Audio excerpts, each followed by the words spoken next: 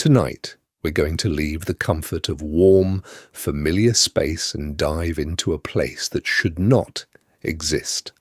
A place 5,000 light-years away in the constellation Centaurus, where the universe itself feels too warm.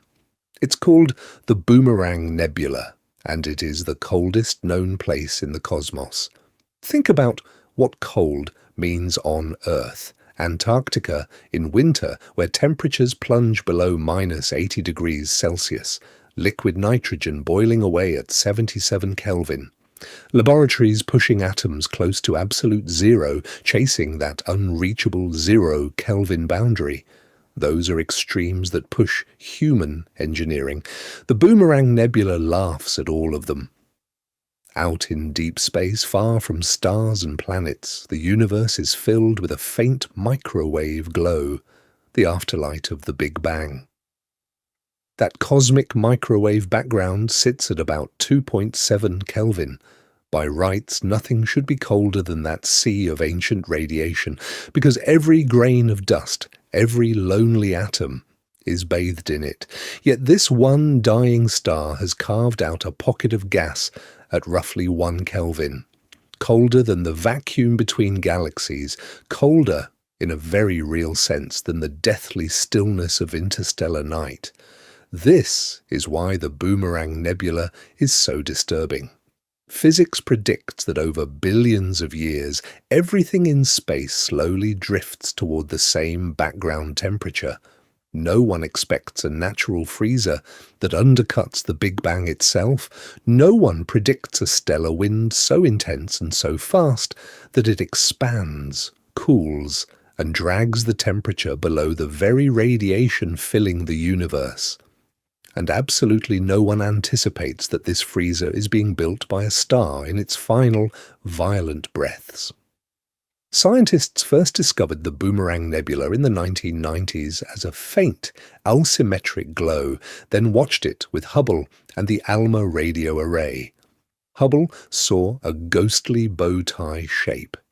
ALMA measured a high-speed outflow of gas racing away at hundreds of thousands of kilometers per hour.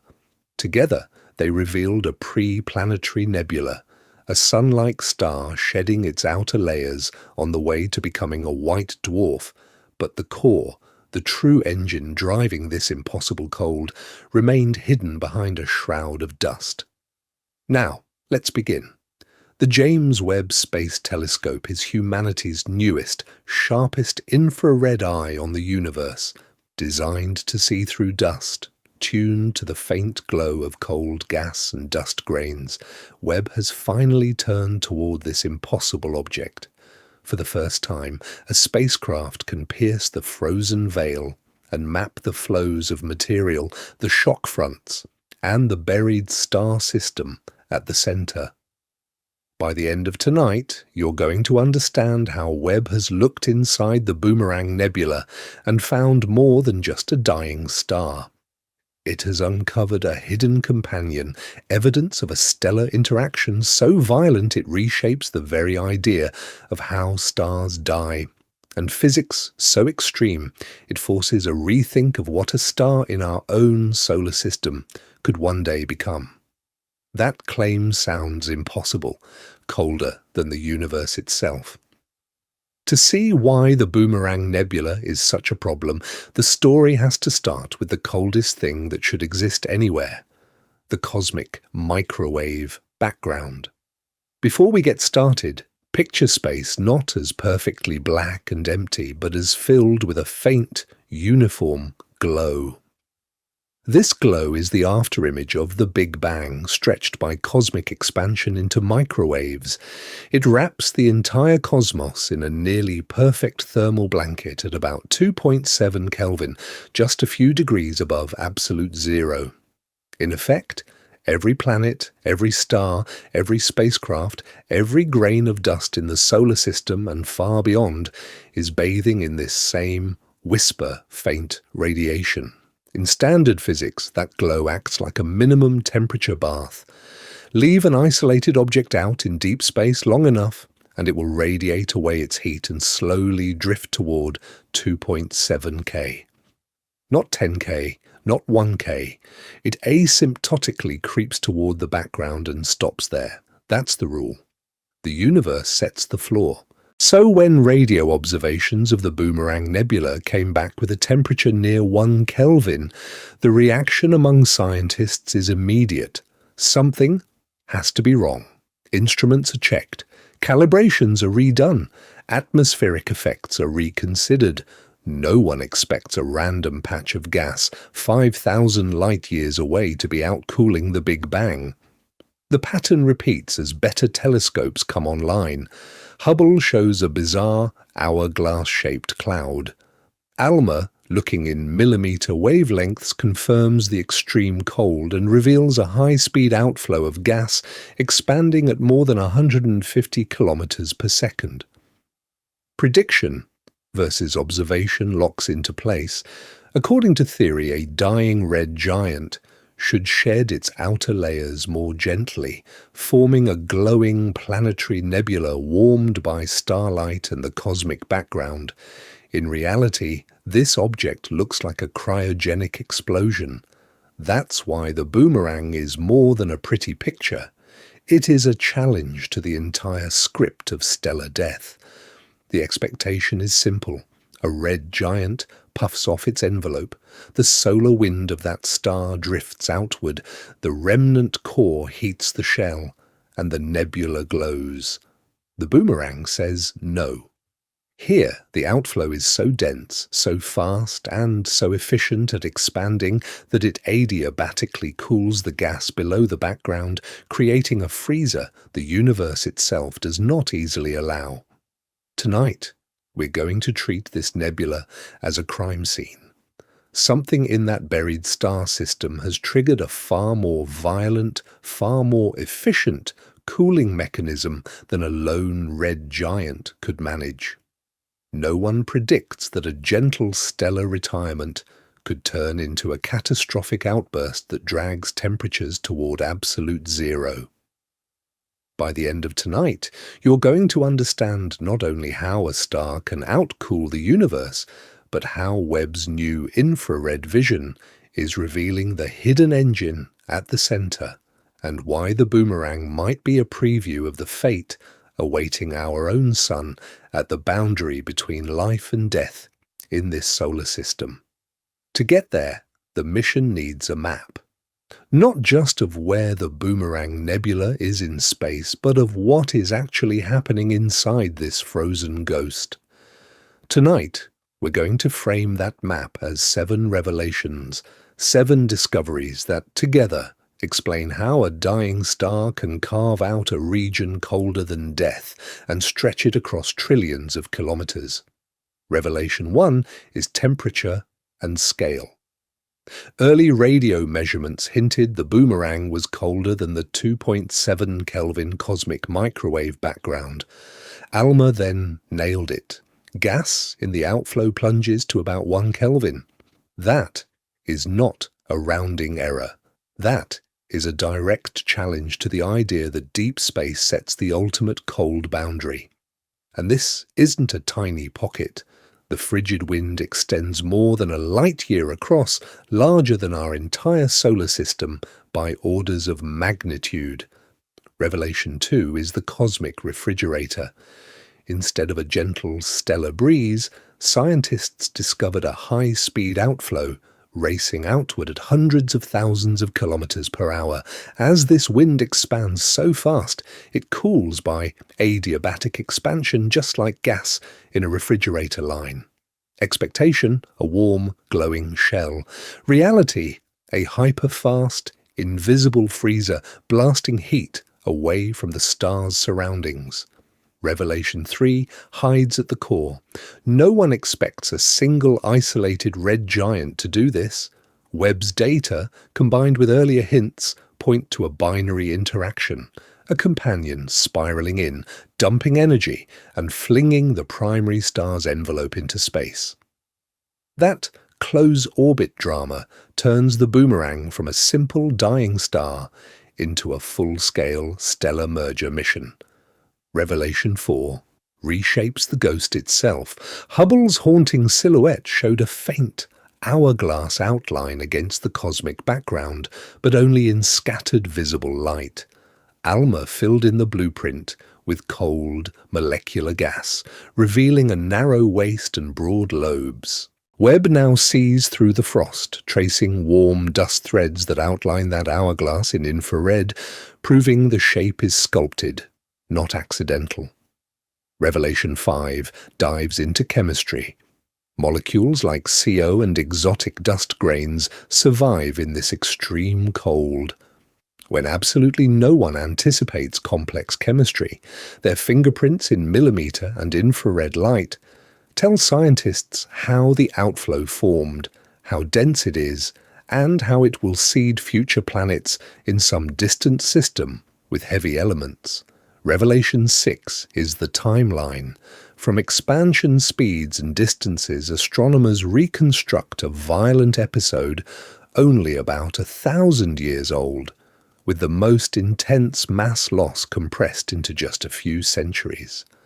That pace overturns the calmer, slower picture of pre-planetary nebula evolution, and Revelation 7 belongs to Webb's inner vision.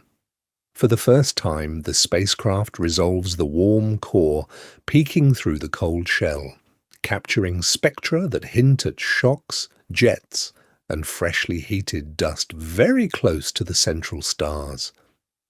Before we get started on those details, remember, earlier views from Hubble and ALMA gave a beautiful outline, but not the engine. They predicted a puzzle. Webb discovered a mechanism. Now, let's begin to walk through those revelations one by one and see why the closer you look at the boomerang's heart, the less dead it appears, and the more dangerous the next surprise becomes. To really feel what Webb uncovered in this frozen cloud, it helps to pause for a moment and step back from the diagrams and temperature scales, because if you're still here, you're probably not just watching for pretty colors in space. You're here as a fellow explorer trying to understand how a dying star can carve out a pocket of reality that breaks every quiet assumption about how cold the universe can be. This channel exists for exactly that kind of question. Not quick highlights, not surface-level recaps, but long-form, narrative investigations of the most extreme places and paradoxes the cosmos can offer. Tonight, we're going to use the Boomerang Nebula as a natural laboratory, colder than deep space itself, to trace the physics of stellar death, the violence of binary companions, and the strange way a star's final wind can erase the usual boundary between theory and observation. Before we get started on the next layer of Webb's data, there's one simple request. If this kind of deep dive into the coldest corners of the solar neighborhood and far beyond is valuable, take a second to tap like or subscribe.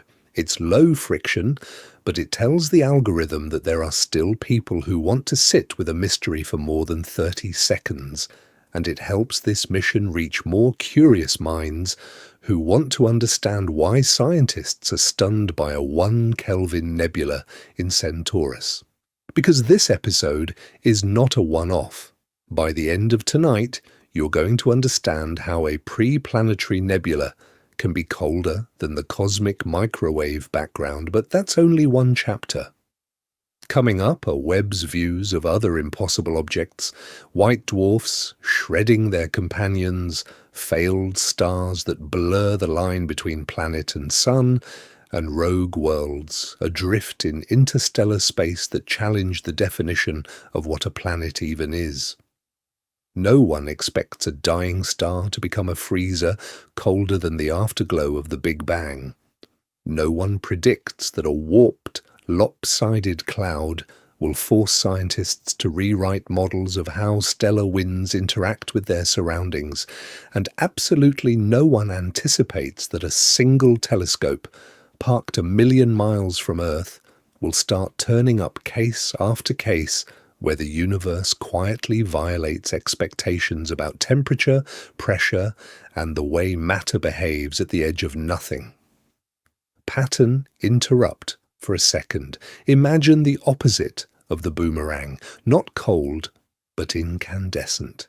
A red giant so bloated it would engulf the inner planets of our system, its outer layers peeling away in a slow, bright storm. That's the familiar picture of stellar death. The boomerang is what happens when that picture goes violently wrong.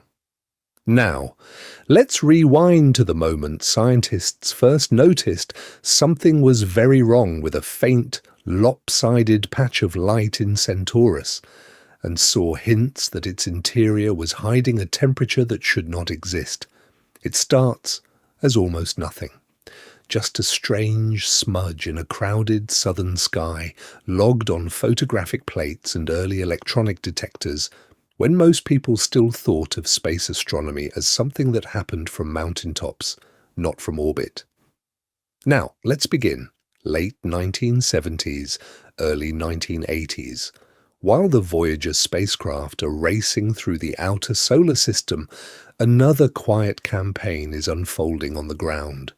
Teams of astronomers are sweeping the sky with modest telescopes and new infrared and radio detectors, hunting for the faint afterglow of dying stars as they shed their outer layers into the dark. The expectation is simple. When a red giant star nears the end, it should blow a more or less round shell of gas and dust, a soft bubble lit by the fading central star. Many planetary and protoplanetary nebulae fit that picture, but in the constellation Centaurus, about 5,000 light-years away, observers notice something that does not. A reflection nebula that refuses to be neat. On early images, it is barely there. A faint, asymmetric blob, reflecting starlight, brighter on one side, stretched and curved on the other. Not a clean ring, not a tidy oval, more like a streak, as if someone dragged a brush across the sky and then stopped halfway. No one expects a cosmic masterpiece from such a smudge. No one predicts it will become famous as the coldest known place in the universe. Before we get started with impossible temperatures, stay with the shape.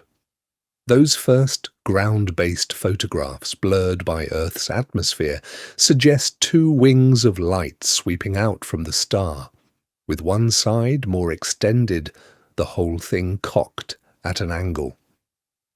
To the observers staring at grainy prints on light tables, it looks a bit like a thrown boomerang arcing through the air. The nickname sticks. The Boomerang Nebula enters the catalogues long before its true geometry is clear. Later, when higher resolution images from larger telescopes and eventually Hubble pierce the blur, the lopsided curve resolves into something more symmetric and structured. A narrow waist with twin lobes, an hourglass blasted into space. The reality is more elegant than the first impression. But the name is already part of the story. By the end of tonight, you're going to understand why that story matters. At this stage, though, the boomerang is simply tagged as a protoplanetary or preplanetary nebula.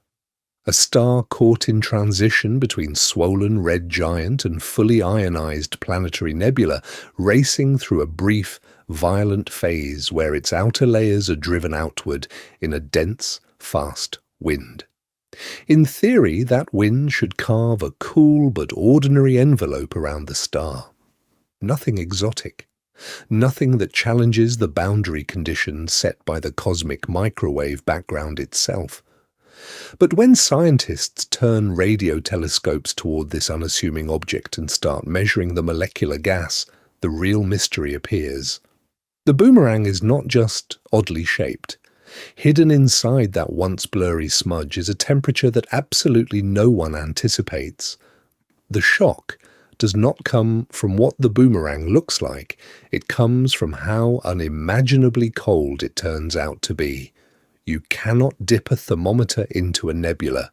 There is no glass tube, no little column of red climbing or falling. Out here, temperature is written in light, And to read it, scientists have to listen to space itself at radio and millimeter wavelengths. Now, let's begin. When astronomers want to know how cold a cloud of gas is, they do not look for a glowing surface. They tune in to the faint whispers from molecules like carbon monoxide, CO, spinning and vibrating in the dark. Each transition between energy levels produces an emission line at a very specific frequency. Measure those lines and you can infer how excited the molecules are.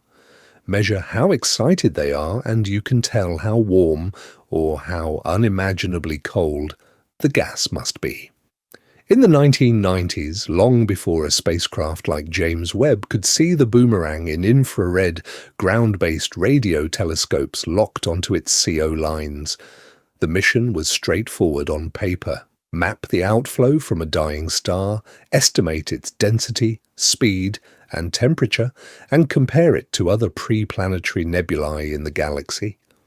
No one expects a crisis for thermodynamics to show up in a quiet observing run. What the receivers picked up was not reassuring. The CO emission lines were there, but their intensity and shape were wrong. Too narrow, too weak. When astronomers modelled the gas, adjusting density, velocity, and optical depth, the only way to match the line strengths and ratios was to drive the excitation temperature down, not to 10 Kelvin, not to 5, to around 1 Kelvin, colder than the 2.7 Kelvin cosmic microwave background that bathes the entire observable universe. That result hits a hard boundary in the mind. How can any natural system be colder than the relic glow of the Big Bang itself? The first reaction is not wonder, it is suspicion. Calibration errors are checked, receivers are tested, background subtraction is redone, alternative explanations are hunted, unusual geometry, self-absorption in the line of sight, some hidden heating source being mismodelled, but the number refuses to move. Repeated observations with different telescopes at different frequencies using different reduction pipelines keep pointing to the same conclusion.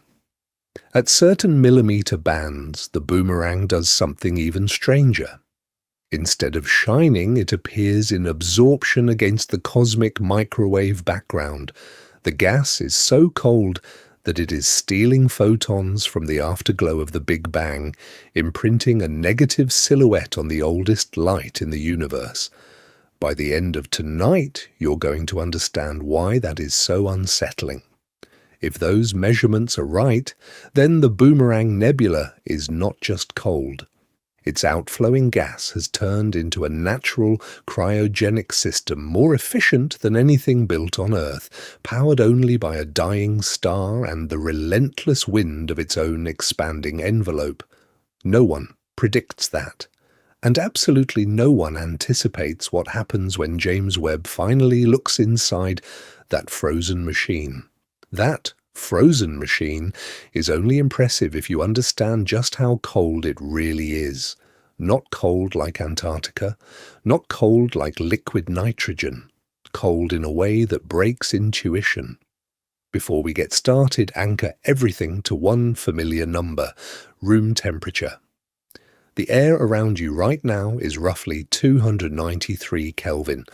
Drop that to 77 Kelvin and you reach liquid nitrogen cold enough to shatter rubber and harden steel. Push down to 4 Kelvin and you're at liquid helium, the working fluid for some of the most advanced cryogenic systems scientists have ever built. Now, let's begin. The Boomerang Nebula sits at around 1 Kelvin, 1 degree above absolute zero. That is 300 times colder than liquid nitrogen and 4 times colder than liquid helium. It is even colder than the cosmic microwave background, the 2.7 Kelvin afterglow of the Big Bang that fills all of space and defines the minimum temperature the universe is supposed to have. Tonight, we're going to hold those numbers next to each other because the comparison is brutal. Most interstellar clouds in our galaxy hover between 10 and 20 Kelvin. Those are the raw nurseries of future planets and future solar systems drifting in the dark, cooled only by radiation into space. Even the coldest dark cores, the most shielded, dust-choked pockets of gas that astronomers can find, rarely creep below 5 Kelvin. The Boomerang undercuts all of them. It is not just an outlier. It is an insult to the idea of a universal temperature floor. The boundary set by the Big Bang's own light says 2.7 Kelvin. The Boomerang Nebula says, watch this. The only way to do that is to turn the whole nebula into a cosmic refrigerator. Its gas is rushing outward so fast and expanding so violently that it cools more efficiently than any laboratory system. Imagine a solar wind on steroids. A stellar outflow that vents energy into the vacuum so quickly that the gas outruns the universe's own heat bath and falls below the Big Bang's afterglow. By the end of tonight, you're going to understand why that phrase, colder than death, is not just poetic. Even the emptiest void between galaxies glows at 2.7 Kelvin. There is no corner of truly empty space that is naturally as cold as the Boomerang.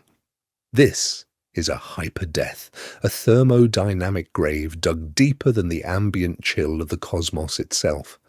No one expects a dying star to do that. No one predicts a natural cryogenic experiment bigger than our entire solar system, tuned to 1 Kelvin, powered only by gravity and nuclear ash. So the obvious question becomes unavoidable. What kind of stellar death doesn't just fade away, but engineers this impossible freezer around itself? And what did James Webb discover hiding inside that frozen coffin of light? To answer that, you have to rewind. Before we get started with exotic cryogenic space coffins, you need to see how a normal star dies. Because the Boomerang Nebula isn't just weird, it's breaking the script that every astronomy textbook uses for the end of a sun-like star. Now, let's begin. Take a star with about the mass of our Sun. For billions of years it sits on the main sequence, quietly fusing hydrogen into helium in its core. That fusion pushes outward, gravity pulls inward, and the whole system balances. During this long, steady phase, the solar wind is gentle, a thin breeze of particles streaming into space. Eventually, the core runs low on hydrogen. Gravity starts to win, the core contracts, heats up, and the outer layers respond by ballooning outward. The star swells into a red giant, its radius expanding tens to hundreds of times. Surface temperatures drop, but the interior becomes a furnace. Helium fusion ignites in the core, building heavier elements like carbon and oxygen.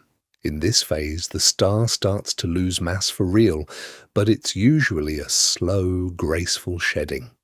The wind from a typical red giant flows out at around 10 to 20 kilometers per second. That is fast by human standards, but in space it's a soft exhale, not an explosion. Over hundreds of thousands of years, this wind carries away the outer envelope, forming a vast, roughly symmetric halo of gas and dust around the dying star. By the end of tonight, you're going to understand why that gentle picture collapses in the Boomerang. First, the normal case. As the envelope thins, the hot, exposed core contracts into a white dwarf with the surface temperatures over 100,000 degrees. Its intense ultraviolet light slams into the expanding gas, ionizing it, making it glow. This is a planetary nebula. Not a planet at all, but a bubble of illuminated gas surrounding a stellar ember. Most planetary nebulae are roughly spherical or mildly distorted. Some show rings, some show faint bipolar lobes, but the overall structure is soft-edged. The ionized regions can reach tens of thousands of degrees, while the outer envelopes remain cooler, a few tens or hundreds of Kelvin, cold by everyday standards but nowhere near the brutal deep freeze of interstellar space. There is, however, a brief, precarious bridge between red giant and full planetary nebula. It's called the protoplanetary or pre-planetary nebula phase.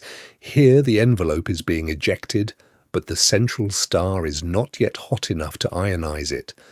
The result is a ghostly, reflective shell, often carved into striking hourglass or bipolar shapes by denser equatorial rings and faster polar flows. Pattern interrupt. That is the theory. Slow winds, modest temperatures, broad, mostly symmetric clouds. No one expects a dying star in this stage to outrun the solar system's escape velocity with a razor-thin jet of gas. No one predicts temperatures plunging below the cosmic microwave background, and absolutely no one anticipates a protoplanetary nebula like the Boomerang, where the mass loss is violent, the outflow speeds are extreme, and the shape is sharply collimated, as if some hidden companion orbits within, twisting gravity into a nozzle. In other words, the Boomerang isn't just another waypoint in stellar evolution, it's a challenge. A boundary case that forces scientists to ask whether the standard story of how sun-like stars die is missing a crucial chapter, and that is exactly what James Webb has been sent to probe. To understand what Webb is really walking into, you need to understand how space itself can act like a cosmic refrigerator, not with coils and coolant, but with motion and emptiness. Tonight, we're going to take the idea of wind chill and push it far beyond anything on Earth. Before we get started, imagine a can of compressed air on your desk. You press the nozzle. A jet of gas sprays out, and the metal suddenly feels cold on your fingers. No one expects that sensation the first time. The can was sitting at room temperature, but the moment the gas escapes, it chills. That everyday moment is a tiny, familiar window into a deep physical principle. The name for it is adiabatic expansion. Gas under pressure holds energy in the random motion of its particles. When that gas is allowed to expand rapidly without drawing in heat from its surroundings, it has to spend its own internal energy to do the work of pushing outward. The particles slow. The internal energy drops. Temperature falls. This is not an engineering trick. It is the same thermodynamic law that governs planets, stars, and nebulae. On Earth, refrigerators and air conditioners exploit this relentlessly. A fluid is compressed, heated, then allowed to expand through a valve. As it expands, it cools, pulling heat out of the air in your kitchen or the cabin of a spacecraft. The hardware looks different, but the script is identical. Fast expansion, no time for outside heat to flow in, a sharp plunge in temperature. Now, let's lift that physics into deep space. Around a dying star, gas is driven outward as a stellar wind. If that wind drifts away slowly, radiation from the star and collisions between particles can keep it warm, or at least balanced with the 2.7 Kelvin glow of the cosmic microwave background. But if the gas is hurled outward violently into near vacuum, the story changes. The density plummets. The gas does work to carve out a bubble in the surrounding medium, and there is almost nothing nearby to reheat it. By the end of tonight, you're going to understand why that matters for the Boomerang. Early models took the observed temperature at face value and worked backwards. To reach roughly 1 Kelvin colder than the background of the entire observable universe, the outflow could not be a gentle breeze. It had to be a torrent, a solar system-sized blast of gas racing outward at hundreds of kilometers per second, expanding so fast that adiabatic cooling outran every reheating process. It was an elegant explanation. The Boomerang's ultra-cold shell became the natural consequence of extreme adiabatic expansion in a ferocious stellar wind. But it came with serious questions. What engine could accelerate so much mass to such high speeds? Why would that engine produce a sharply defined bipolar hourglass instead of a simple spherical fog? No one predicts a dying star to sculpt such a precise frozen beam.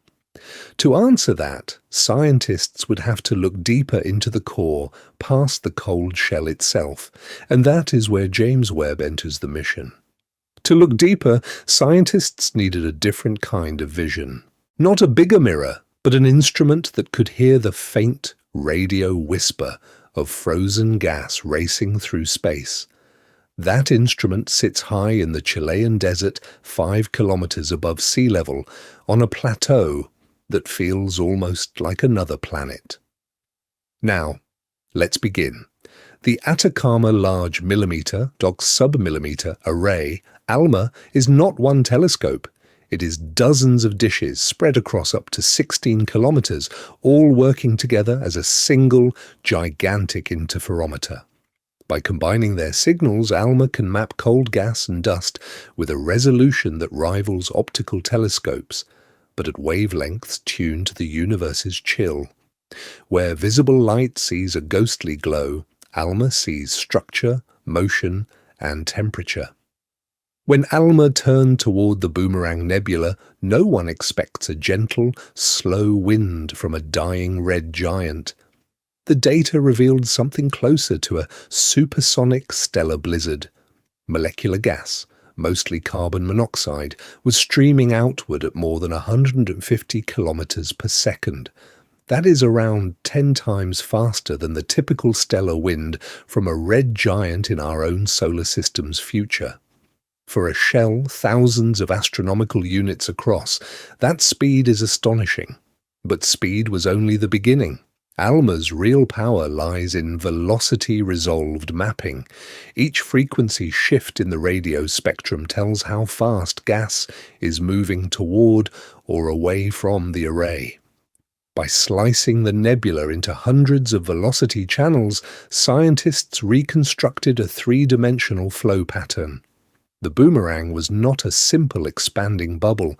It was a structured, bipolar outflow, a narrow waist pinched in the middle with broad lobes flaring out like an hourglass or a bow tie. Expectation, a roughly spherical fog. Reality, a sharply collimated blast with different velocities and densities along different directions, as if something at the center had carved jets through the star's own envelope. By the end of tonight, you're going to understand why that difference matters. The combination of extreme speed and enormous mass loss implied a staggering kinetic energy. This was not a gentle shedding of layers, it was closer to an explosion stretched out over time. To drive that much gas to that velocity, models point to an extra engine, a hidden companion star spiraling inward, or an accretion disk flinging material out along its poles. No one predicts a single, isolated star to do this alone, and absolutely no one anticipates it to cool the gas below the cosmic microwave background. ALMA confirmed the core idea of adiabatic cooling, gas expanding so fast and so freely that it overcools the surrounding space. It mapped the cold shell in exquisite detail, tracing the boundaries of the frozen lobes. But even ALMA has limits. At its heart, the Boomerang contains dust so dense and opaque that millimeter waves struggle to escape. The very engine driving the outflow remained hidden, buried behind that frozen curtain. To see through that curtain, scientists would need a different window on the cosmos. Not radio. Infrared. That is where James Webb steps in and where the mission to unmask the Boomerang's core truly begins. To see through that curtain, the mission had to change the way it looked at this frozen relic. Infrared would probe the engine, but before that, visible light had already revealed the mask, and that mask came from one of the most iconic instruments in the history of space exploration. Now, let's begin with what Hubble actually saw. Point Hubble's sharp eye at the Boomerang Nebula, and the coldest place in the universe suddenly looks beautiful. In the famous image, the nebula flares out as a blue bow tie or an hourglass, two opposing wings of light with a razor-thin dark lane across the middle, all suspended in front of a glittering backdrop of distant stars. It looks delicate, symmetric, almost calm, but that calm is deceptive. In visible light, you are not seeing the cold gas that makes this region so extreme. You are seeing reflected light. Starlight from the buried central system scatters off microscopic dust grains in the lobes, turning them into giant, backlit mirrors. The dust acts like fog in car headlights, redirecting light toward the telescope, while the truly frigid molecular gas remains invisible, hiding in the dark. The result is a ghostly, hollow glow, like a lantern where the flame is missing. Earlier ground-based images hinted at a bent, off-center shape, something that really did resemble a boomerang. Limited resolution blurred the outflow, making one side appear brighter and giving the impression of an asymmetric arc. Hubble shattered that illusion. With its far finer resolution, the spacecraft revealed a much more orderly structure, two clean, opposing lobes, expanding away from a narrow waist, aligned almost perfectly along a single axis. Expectation, a crooked, one-sided jet. Reality, a surprisingly symmetric hourglass, yet at the very center of that hourglass, almost nothing appears. Where a blazing star might be expected, Hubble records only a faint, unresolved knot of light, heavily muffled by dense dust. No clear stellar disk, no obvious companion, just a dim glow, hinting that the true engine is wrapped in layers of structure too compact and too obscured for visible light to penetrate. By the end of tonight, you're going to understand why that hidden core matters. But in Hubble's portrait, it remains a whisper. So Hubble gave the Boomerang Nebula a haunting face, but not its beating heart. It mapped the illuminated skin while leaving the interior as a question mark. How exactly are the dust and gas arranged in 3 dimensions? Where are the hidden companions steering this outflow, bending the solar wind of a dying star into such a focused blast? No one predicts that a simple reflection nebula will demand a complete 3D reconstruction. Before we get started on Webb's infrared view, there is one more twist in this visible light story, a twist that suggests the bow tie is only the outer shell of something far stranger inside. Now, let's begin to peel back that outer shell. The first clue that something stranger is hiding inside the Boomerang Nebula comes from a simple energy audit. The outflowing gas is racing away at more than 150 kilometers per second and carries the mass of a sun-like star's outer layers. When scientists add up that kinetic energy and compare it to what a gentle red giant wind can provide over a few thousand years, the numbers do not match. A single bloated star's breeze is not enough. There has to be an extra engine buried in the core. Tonight, we're going to follow that suspicion straight into one of the most violent relationships in stellar evolution, a common envelope binary. Imagine a normal companion star, maybe a smaller main sequence star, maybe even a dense white dwarf orbiting close to a red giant that has swollen to engulf most of its solar system. As the giant expands, the companion does not stay safely outside. It plunges into the extended gaseous envelope, still orbiting, now inside the star itself. This is not a slow, graceful spiral. It is a catastrophic transfer of orbital energy into gas. Friction inside the envelope robs the companion of angular momentum, tightening its orbit, while that lost orbital energy is dumped into the surrounding hydrogen and helium. In just a few hundred years, sometimes only decades, the envelope can be blown off in a short, explosive event. The result is a focused, high-speed wind that makes the boomerang's outflow look less like a gentle breeze and more like a stellar detonation frozen in mid-flight. Here is where geometry takes over. A single star tends to shed mass in all directions. A binary system has a preferred plane, the orbital plane. Gas in that plane feels the most stirring, the most torque, and piles up into a dense, equatorial waste. The easiest escape routes are above and below that plane, along the poles, where the density is lower. So the ejected envelope does not form a sphere. It is squeezed into two opposing lobes with a pinched center, an hourglass that looks, from Earth, like a bow tie of glowing, reflected starlight.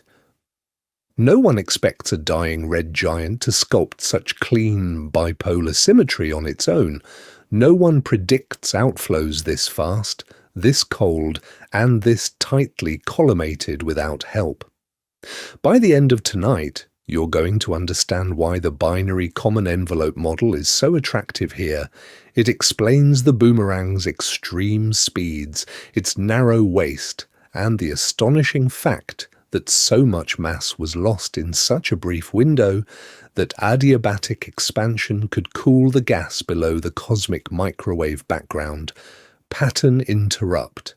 For a moment, forget the cold. Picture instead two stars locked in a spiraling death dance, dragging a whole solar system's worth of gas with them. Somewhere inside that frozen bow tie, there may not be one star but a hidden pair, their final embrace powering the coldest known place in space. And now, the James Webb Space Telescope is poised to look straight through the dust and witness that deadly dance directly. To watch that deadly dance, you need the right vantage point and the right kind of eyes. The James Webb Space Telescope was built for exactly this kind of mission, hidden engines buried in dust, reshaping space around them, while the universe pretends nothing unusual is happening. Webb is a 6.5-meter infrared observatory parked at the Sun-Earth L2 point, about 1.5 million kilometers beyond our planet. From that gravitationally balanced perch, it orbits the Sun with Earth, shielded from direct solar glare by a multi-layer sunshield so cold that its own glow doesn't blind its instruments. That's critical, because Webb is not looking for bright fireworks.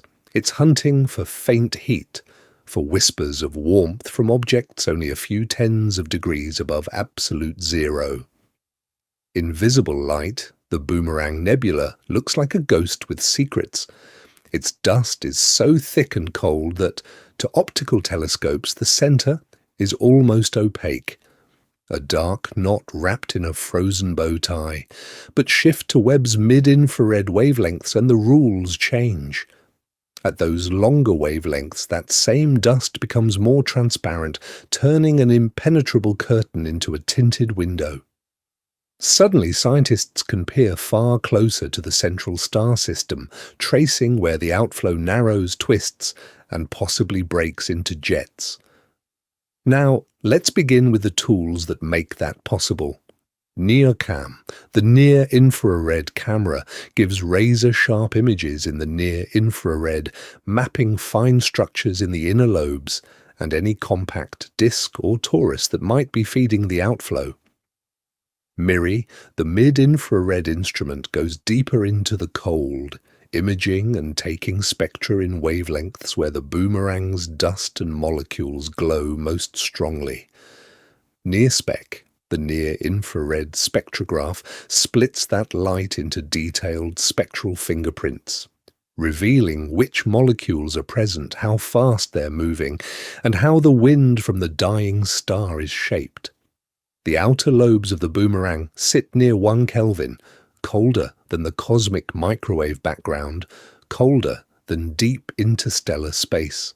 But inside that ultra-cold envelope, the temperature climbs into the tens and then hundreds of Kelvin. Webb can see that gradient directly. It can pick up warm dust grains at 50, 100, 300 Kelvin and map how the frozen boundary gives way to a hotter, denser core. By the end of tonight, you're going to understand how that temperature map tells the story of a star's last, violent breaths. This is where the long-standing mysteries come into focus. Is there a compact inner disk or torus tilted relative to the outer lobes that channels the wind into that narrow boomerang shape? Are there fast, collimated jets punching through the envelope, carving cavities and shocking the gas?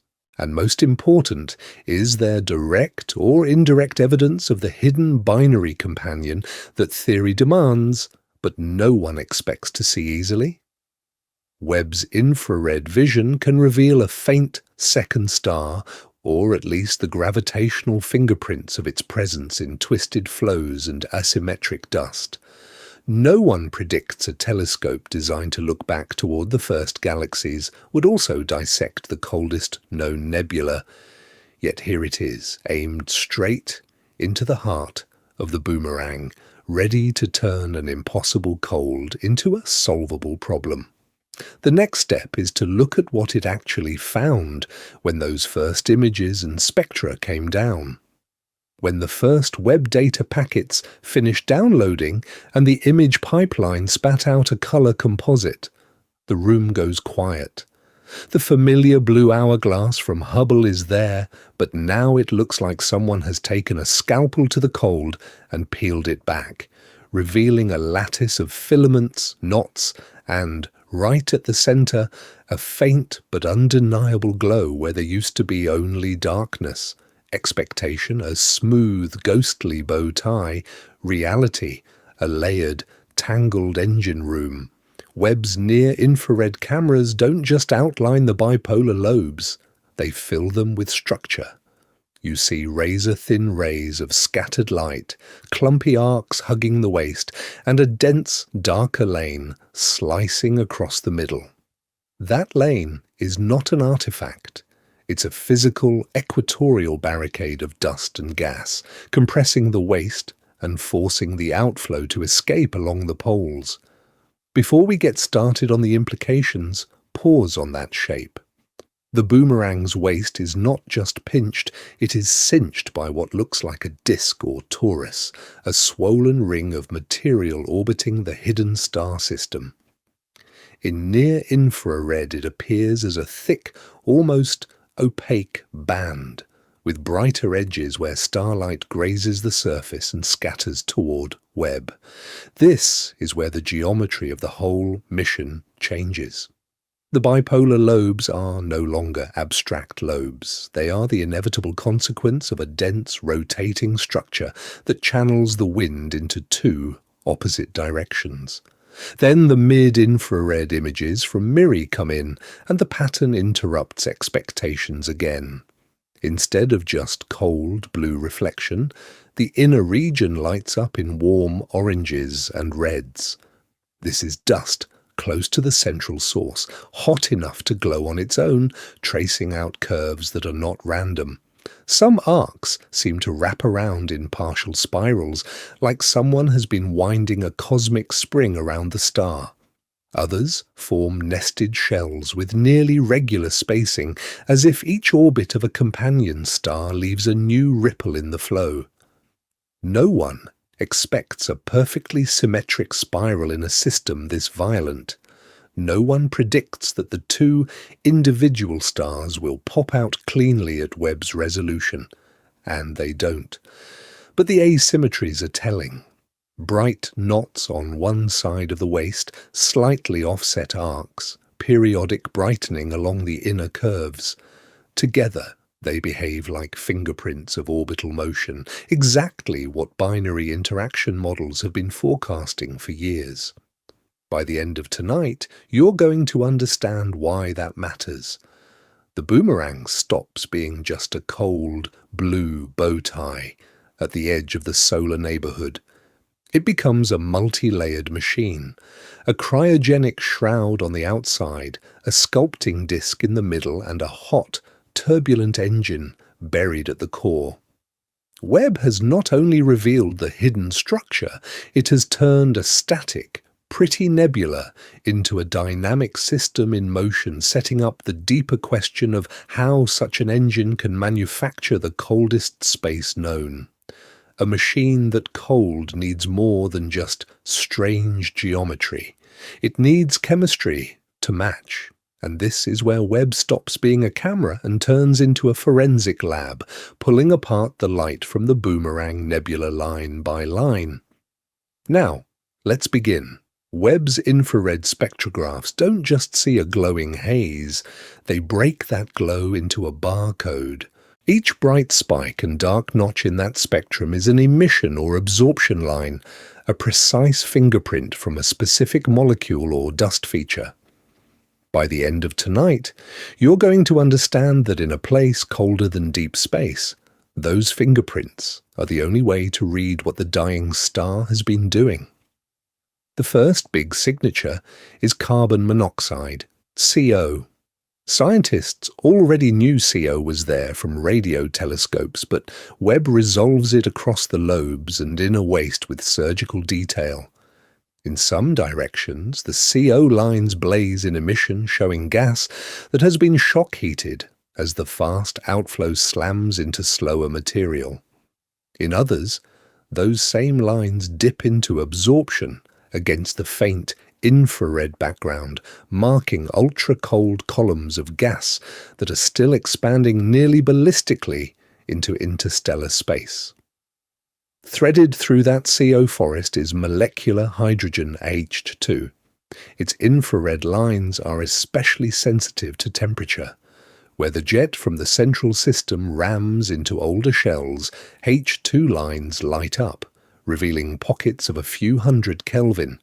Where the outflow coasts undisturbed, those lines almost vanish, proving that the bulk of the nebula really does sit just a hair above 1 Kelvin, colder than the cosmic microwave background itself.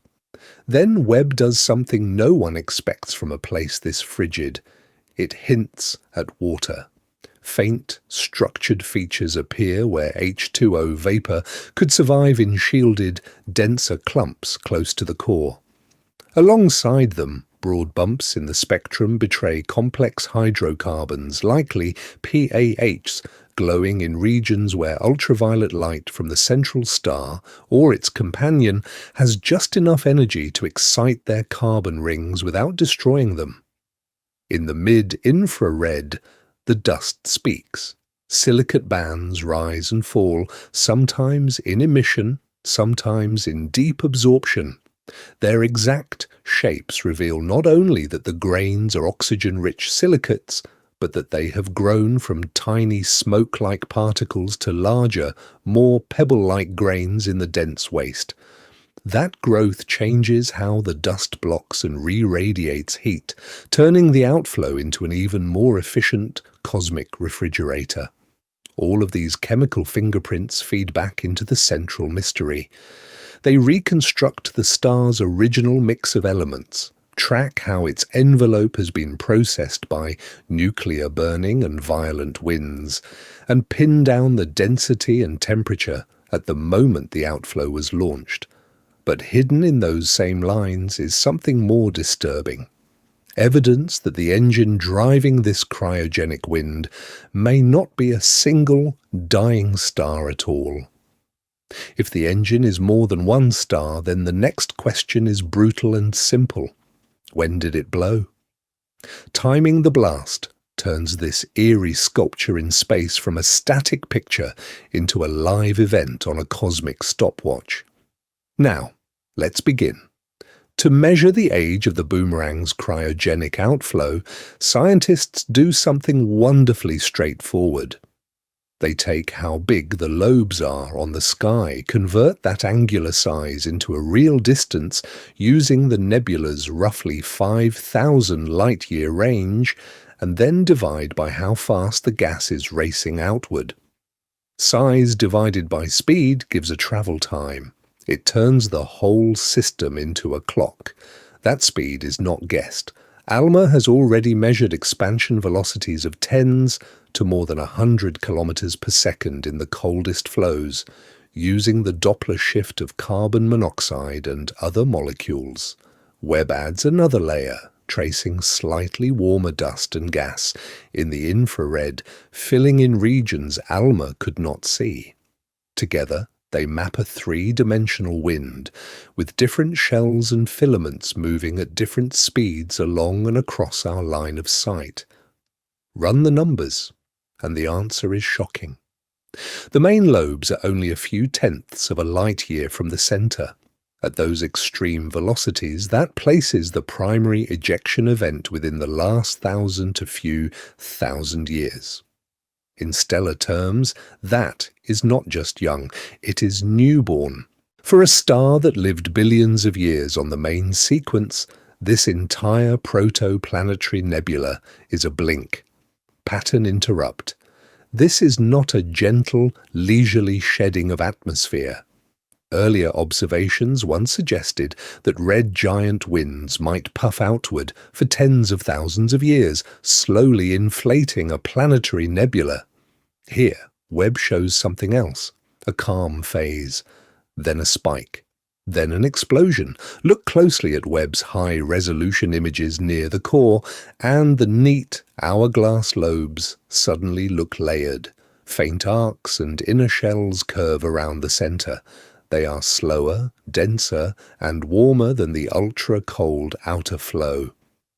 These inner structures are like tree rings, preserving evidence of earlier, more ordinary red giant winds.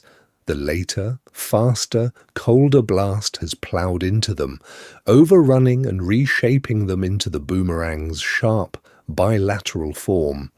By the end of tonight, you're going to understand why that layering matters. Those nested arcs let astronomers build a timeline. A few thousand years ago, a relatively normal, slow wind was leaving the star at maybe 10 to 20 kilometers per second. Then, very recently, everything changed. A companion plunged into the giant's envelope, a common envelope phase ignited, and mass loss ramped up by orders of magnitude. Here is where Webb is ruthless. Its ability to resolve fine structures within a few hundred astronomical units of the center shows just how abrupt that transition was. The distance between the last normal wind shell and the first truly ballistic ultra-cold jet is tiny. That means the star went from steady leaking to catastrophic ejection in, at most, a few centuries, possibly less. No one expects to catch a system in that instant. No one predicts that the coldest known place in the universe would also be one of the youngest protoplanetary nebulae in the sky. And absolutely no one anticipates that the violent phase will be over almost as soon as it began. The Boomerang's extreme freezer is a phase that most stars in binary systems may pass through, but so quickly that the odds of seeing it are vanishingly small. Tonight, we're going to treat this as a rare cosmic crime scene, frozen, literally, in mid-explosion. The next step is to ask what exactly did the damage, because if a hidden companion triggered this, Webb should be able to expose the culprit at the center of the storm. To solve that crime, you need to know how cold the crime scene really is, not just a headline number, but a map of temperature laid over the nebula's strange, shattered shape. Now, let's begin. Webb does not carry a cosmic thermometer. It never dips a probe into the gas. Instead, scientists infer temperature from light itself, from how bright the dust and gas glow at different infrared wavelengths. Hotter grains radiate more strongly at shorter infrared wavelengths. Cooler grains shift their energy to longer wavelengths and dim dramatically. By measuring that spectrum pixel by pixel, they can turn pure light into a thermal blueprint. This is where Webb's design changes the game. Earlier radio observations from instruments like ALMA could already tell that the outer lobes of the Boomerang Nebula were extreme, down around 1 Kelvin, colder than the 2.7 Kelvin cosmic microwave background that fills all of space. But those were relatively coarse measurements, averaged over large beams. Webb resolves the nebula into fine structure, into knots and filaments, and measures how the glow of each tiny region changes with wavelength. The result is a temperature map that looks almost impossible. The outer lobes still sit at about 1 Kelvin, confirming the original, shocking radio measurements.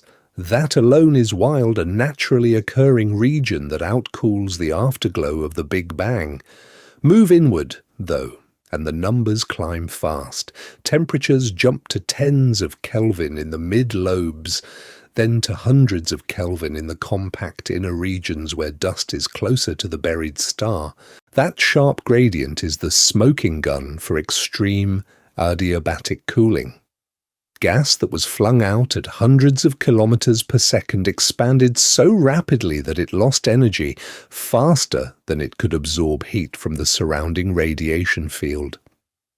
Expect a gentle transition from the warm core into deep space. Reality is a cliff, a narrow zone where gas plunges from relatively warm to almost unimaginably cold over a small physical distance. Before we get started on what that says about the central engine, there is another twist. Webb's sensitivity lets scientists search the entire field of view for equally cold patches. They find none. The background galaxies, the intervening dust, the general glow of interstellar space all sit safely above the microwave background. Only the Boomerang's outer envelope dives below it. No one predicts that a dying star would carve out the coldest pocket in the observable universe, but that's exactly what this mission has discovered. Picture the final result. A tiny, blazing stellar remnant wrapped in layers of gas that get colder as you move outward, ending in a shell colder than the universe itself.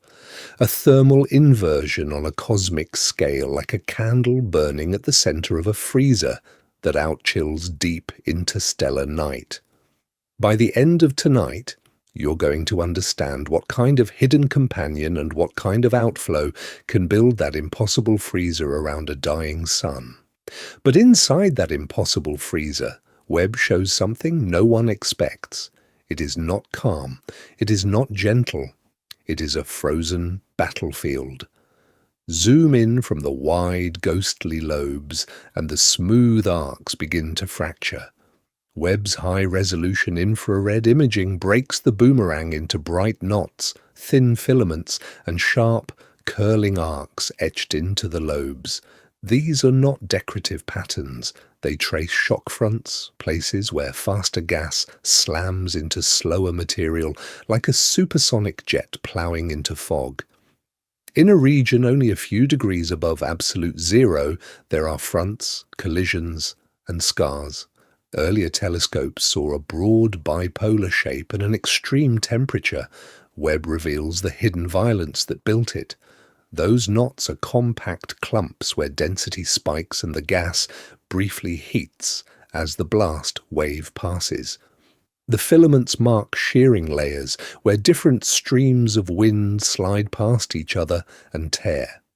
The arcs are ripples in the cold, fossilized outflow, frozen records of repeated impacts from newer, faster flows punching through older shells. This is where the mission turns from a static picture to a time lapse in space. The dying star did not lose its outer layers in a single, smooth event. Scientists now see evidence that earlier, slower outflows were launched first, drifting outward like a gentle stellar breeze. Then came the later, faster, far colder blast that makes the nebula colder than death, racing out at hundreds of kilometers per second and crashing into that older material. Every collision injects localized heating, turbulence, and vortices into an environment that, on average, is only about 1 Kelvin. That contrast is the key. A global freezer, local furnaces. The boomerang's average temperature is lower than the cosmic microwave background, but within the lobes, Webb detects warm knots where dust and gas glow a little brighter in the infrared, betraying the energy dumped in by shocks. By the end of tonight, you're going to understand how those tiny pockets of heat can coexist with an outflow that outcools interstellar space itself. Closer to the center, Webb hints at something even more focused. Thin, linear features aligned with the bipolar axis point to collimated jets or narrow outflows launched from the hidden central system. These jets act like chisels. Instead of a spherical shell, they carve twin lobes, focusing the mass loss into a tight, hourglass shape and helping drive that ferocious, ultra-cold wind straight out along preferred directions. Designed in theory as a quiet pre-planetary nebula, the Boomerang was supposed to be a fading relic. Webb shows an evolving system, internal motions, instabilities along the lobe walls, and wavering jet directions will keep reshaping this nebula over thousands of years, turning those smooth wings into something more fractured, more tangled, more asymmetric. From a distance, the Boomerang looks tranquil and symmetric, a frozen bow tie suspended in deep space. Up close, it is chaotic, turbulent and violent, a reminder that even the coldest places can be born in fire. Now, let's begin to ask the dangerous question: what hidden companion could drive jets like these, and how much more extreme does the story get as Webb peers deeper? That hidden companion is not just a character in the story, it is the engine that forces astronomers to rewrite entire chapters on how stars die. In the standard script, a red giant swells, loses mass in a slow, steady wind, and then gently lights up a planetary nebula. The outflow drifts away at maybe 10 to 20 kilometers per second. The gas cools, but never below the 2.7 Kelvin background that fills all of space. The transition takes tens of thousands of years, predictable, gradual, almost polite. The Boomerang is none of that. Its wind is not a breeze, it is a blast. Gas is racing outward at more than 150 kilometers per second. The cooling is not modest, it is extreme. Plunging to about 1 Kelvin, colder than deep interstellar space, colder than the cosmic microwave glow from the Big Bang. And the mass loss is not a long fade-out, it is a sudden, explosive episode, compressed into just a few thousand years. No one expects a pre-planetary nebula to behave like this. No one predicts a dying star to manufacture the coldest known place in the universe. Webb's infrared vision reveals why. The Boomerang is now seen as an extreme common envelope event. A smaller companion plunged into the swollen red giant's envelope, spiraling inward through the star's outer layers. As it did, gravitational energy from the shrinking orbit was dumped into that envelope, puffing it up, and then ejecting it in a catastrophic outburst. Tonight, we're going to treat that not as a curiosity, but as a prototype. Here is where Webb stops being just a pretty picture machine and becomes a physics laboratory. By mapping the detailed shapes, speeds, and temperatures of the outflow, scientists can test how efficiently orbital energy turns into kinetic energy of the wind. If most of the energy goes into bulk motion, you get fast, cold, elongated lobes like the boomerang. If the coupling is weaker, you get slower, warmer, more spherical shells. Prediction versus observation, written directly into the nebula's geometry. Pattern interrupt. This is not only about nebulae. Common envelope phases are the hidden prequel to some of the most violent events in the cosmos. The same process that carved this frozen bow tie can shrink two stars into a tight binary that will later explode as a Type Ia supernova, collide as a pair of neutron stars, or merge as black holes that send gravitational waves rippling across the solar system. By the end of tonight, you're going to understand why the boomerang is a Rosetta Stone. Webb has given detailed hieroglyphs, nested shells, asymmetric jets, razor-sharp temperature gradients. Decoding them does not just explain one impossible nebula. It calibrates an entire family of stellar interactions, and it sets the stage for the next question. What other impossible remnants are hiding behind their own cold veils, waiting for Webb to expose their companions and their secrets? Webb's hieroglyphs come with a twist. Hidden behind that ultra-cold veil, the telescope has uncovered a heart that is anything but frozen. Tonight, we're going to stand in the middle of a cosmic contradiction. Colder than death on the outside, hotter than hell at the core. At the very center of the boomerang lies what the red giant tried to hide. A stripped stellar core, likely tens of thousands of degrees hot, compressed into a white dwarf-like ember, only about the size of Earth. This is the exposed interior the giant once buried under bloated, convective layers. When that envelope was torn away in the high-speed wind, the core did not fade. It sharpened. It became denser, hotter, more intense. And it is probably not alone. Webb's sharp infrared vision, combined with earlier ALMA hints, points to a companion, either a normal main sequence star or a compact white dwarf spiraling close, two suns sharing a lethal dance. That unseen partner helps drive the outflow, but it also means twice the radiation, twice the gravitational sculpting, twice the complexity in this mission of stellar death.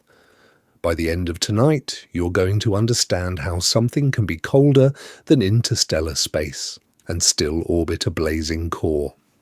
The central star system bathes the inner region in ultraviolet and optical light.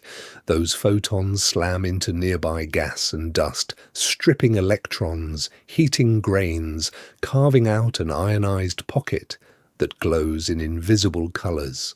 Directly, Webb cannot see the core's surface. Indirectly, it sees everything the core does to its surroundings. Webb detects this inner heat the way detectives follow footprints in fresh snow. In the mid-infrared, warm dust radiates with a soft glow, tens to hundreds of degrees above the 1 Kelvin outer lobes. Spectra reveal ionized gas lines, signatures of atoms that have lost electrons under fierce UV bombardment. And when scientists compare the inner structures to the outer halo, they see a slow brightening, a thickening of light, as if the nebula is being reheated from the inside out. The expectation is simple. The coldest place in the universe should be a quiet grave. The reality is harsher. The same outburst that flung gas outward so fast it overcooled below the cosmic microwave background also peeled the star down to its incandescent core. No one predicts that forging a 1 Kelvin envelope would expose one of the hottest, densest remnants a solar-type star can become. Yet here, in a single system, extreme cold and extreme heat share a razor-thin boundary. This is the paradox Webb forces you to face. Stellar death is not a gentle fading. It is a choreography of violence and cooling, compression and expansion, shock and freeze. The boomerang is just an especially dramatic performance, and the show is not over, because that blazing core is still changing the script, minute by minute, photon by photon. That violence is not some distant alien drama. It is a preview. A distorted, exaggerated mirror held up to the future of the star that makes your life possible. Because in about 5 billion years, the Sun enters its own final act. It swells into a red giant, its radius hundreds of times larger than today. Mercury is gone. Venus is gone. Earth is either swallowed or scorched into a molten relic skimming the solar surface. The familiar solar system architecture collapses as the inner planets fall inside the star they once orbited at a safe distance. That is the expansion. Then comes the unbinding. The Sun's outer layers are pushed away by radiation and wind, peeling off into space over a few million years.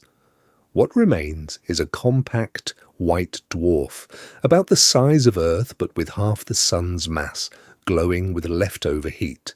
Around it a planetary nebula blooms, a fragile shell of gas and dust, lit from within by ultraviolet light.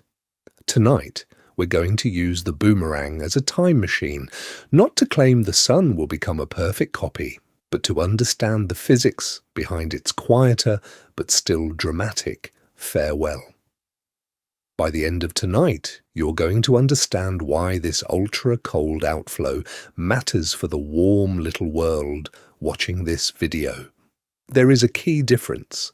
The boomerang's progenitor is almost certainly in a tight binary. A companion star dives into the swollen envelope, spirals inward, and dumps orbital energy into the gas. No one expects that interaction to be gentle. The result is a catastrophic, focused wind, hundreds of years of extreme mass loss that expands so rapidly the gas overcools, dropping below the temperature of the cosmic microwave background. The Sun, as far as scientists can tell, has no such close stellar partner, so its death will be slower, less focused, and warmer. There will be strong solar wind, enhanced outbursts, and complex flows shaped by magnetic fields and planets. But an ultra-cold, boomerang-like 1 Kelvin outflow is extraordinarily unlikely without a stellar mass companion dumping energy into the envelope. Could planets still matter? Possibly. As the Sun expands, Jupiter and Saturn tug on the extended atmosphere. Giant planets, brown dwarfs, even massive Kuiper belt objects can plough through the swollen outer layers and modestly enhance mass loss, carving channels and arcs. No one predicts they will turn the Sun into a second boomerang, but they might sculpt the nebula's symmetry, tilt, and brightness. That is why Webb's view is so valuable. The boomerang is an extreme laboratory where envelope ejection, cooling, and nebula shaping are pushed to their limits. The same equations that describe its violent outflow also describe in gentler form the Sun's future winds. Now, let's begin to imagine that future. Picture a distant world in the outer solar system, maybe near today's Kuiper belt. The night sky is dark, but not empty. At the center is a tiny white point. The Sun, now a white dwarf, shining with a faint blue-white light. Around it floats a delicate, glowing shell of gas, the solar nebula, expanding and fading over tens of thousands of years. From that frozen vantage point, the solar system has become a ghost. The bright, stable star of human history is gone, replaced by an ember and a halo. And somewhere in that pattern, written in faint ionized gas, is the same physics Webb just discovered in the boomerang, only this time it is personal. Because the next question is simple and unsettling. What happens to everything that orbits that ember? In a sense, that ember and halo are the universe's most personal freezer. To understand what the Boomerang Nebula is doing on a colossal scale, you have to start with the tiny, humming machines hidden in laboratories on Earth. Before we get started, picture a state-of-the-art cryogenic experiment. Not science fiction, a real system sitting in a basement lab. On the outside, it looks unremarkable. A polished metal cylinder wrapped in cables and plumbing. Inside, it's a Russian doll of cold. Liquid nitrogen chills an outer stage. Liquid helium chills the next. Each layer is walled off with vacuum insulation and reflective shields, fighting the constant heat leaking in from the room, from the floor, from the very air. Now, let's begin. The trick is staged cooling and expansion. Helium is compressed, then allowed to expand through valves and nozzles, dropping in temperature as it does work against its surroundings. Closed loops circulate this ultra-cold gas, pulling heat out of a tiny sample chamber. The coldest systems push even further, using magnetic tricks and quantum effects to shave off microkelvin, then nanokelvin, above absolute zero. For a few cubic millimeters, for a few atoms, scientists can reach temperatures unimaginably low. But the scale is brutal. The colder you go, the harder it is to keep anything that way. On Earth, the warm environment is everywhere. The lab, the building, the planet, all radiating infrared light into that fragile cold well. The ultra-low region is microscopic, a pinprick in a warm ocean. Now jump back to the boomerang. Nature has built its own cryogenic system, and it makes every human freezer look small. The central dying star is the energy source, dumping mass and power into space. That mass is flung outward at more than 150 kilometers per second, a furious stellar wind exploding into near vacuum. As the gas expands, it cools, just like the helium jet in a lab. Only this time, the surrounding universe at 2.7 Kelvin is the final heat sink. Here, the expectation versus reality gap is staggering. In laboratories, the coldest temperatures are confined to spaces smaller than a grain of sand. In the Boomerang Nebula, roughly 5,000 light-years from the solar system, temperatures around 1 Kelvin stretch over distances larger than the orbit of Neptune. The freezer is not millimeters wide. It spans trillions of kilometers, encompassing volumes where entire planetary systems could hide. By the end of tonight, you're going to understand why that matters. Studying the boomerang is like watching a cryogenic experiment no spacecraft could ever assemble. Supersonic flows, shock fronts, and radiative cooling all playing out under extreme astrophysical conditions. No one predicts a dying star will outperform our best dilution refrigerators. And absolutely no one anticipates what happens when that cosmic freezer starts to fail, and the core inside finally breaks through. So pause the action for a second before we get started on what Webb actually recorded inside that frozen shell. Pull back and change the rules of the entire cosmos. Imagine a universe where the background glow of space is not 2.7 Kelvin, but closer to 1 Kelvin. Not just one patch like the boomerang, but everywhere. Tonight, we're going to step into that alternate cosmos and ask a simple question. What does a colder universe do to everything you think you understand about stars, galaxies, and chemistry?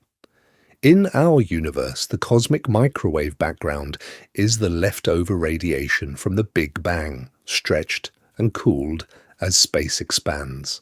At 2.7 K, it is already only a few degrees above absolute zero, but that tiny temperature still sets a floor for how efficiently gas can radiate heat away. Drop that floor to 1 K, and the balance between gravity and pressure in collapsing gas clouds shifts. The same cloud, with the same mass, can cool further, radiate more energy, and sink deeper into its own potential well before pressure pushes back. The expectation in that colder cosmos is subtle, but dramatic. Denser cores would form more easily. The minimum mass needed to ignite hydrogen fusion might slide downward. You could end up with swarms of ultra-low mass stars and failed stars, a population of dim red embers and brown dwarfs that never quite light up, but still shape their local space through gravity and wind. Galaxies might be filled with more small, faint suns, changing how quickly heavy elements build up and how long planetary systems stay bathed in gentle starlight. Chemistry changes too.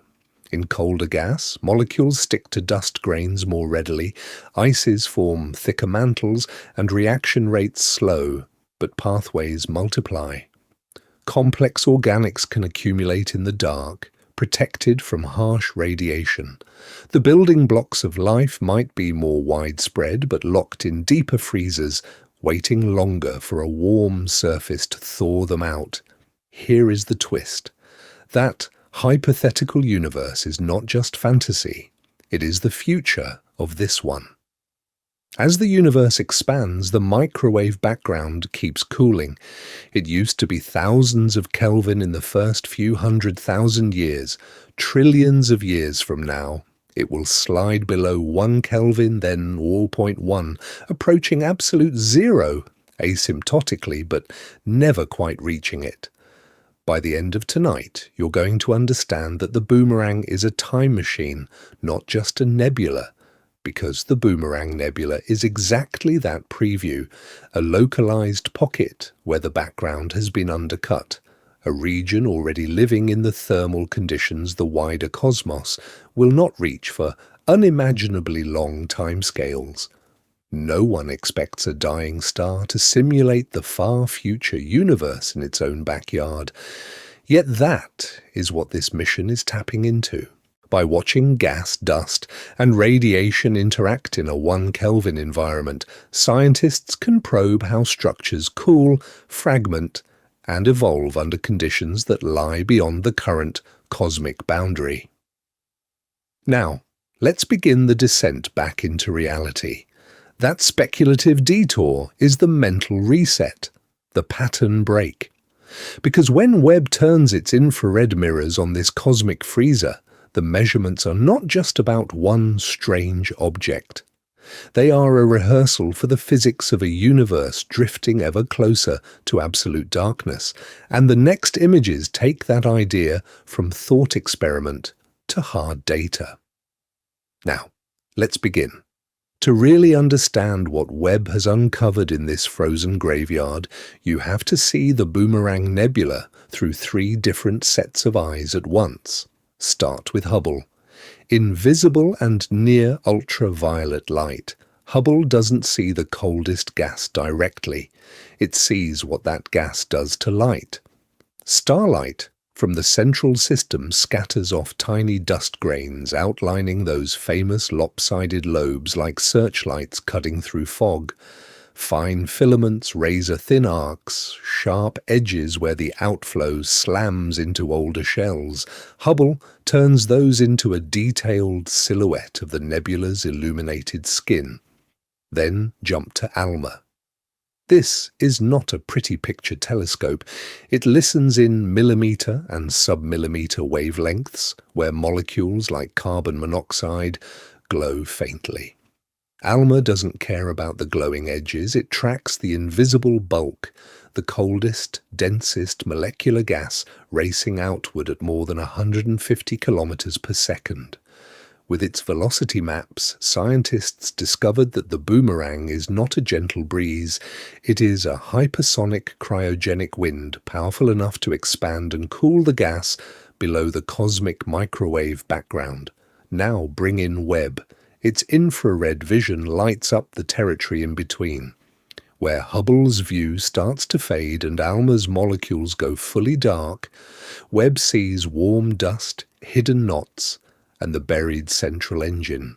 Dark lanes in Hubble's optical images, places where dust blocked the light, flip polarity in Webb's data, emerging as bright ribbons of thermal emission. What looks like an absence of structure in one band becomes a glowing spine in another. That contrast is the key. Expectation, a simple hourglass, smooth and symmetric. Reality. ALMA's velocity field tilts, twists, and aligns with subtle asymmetries in Webb's infrared lobes, hinting at a binary companion talking the flow.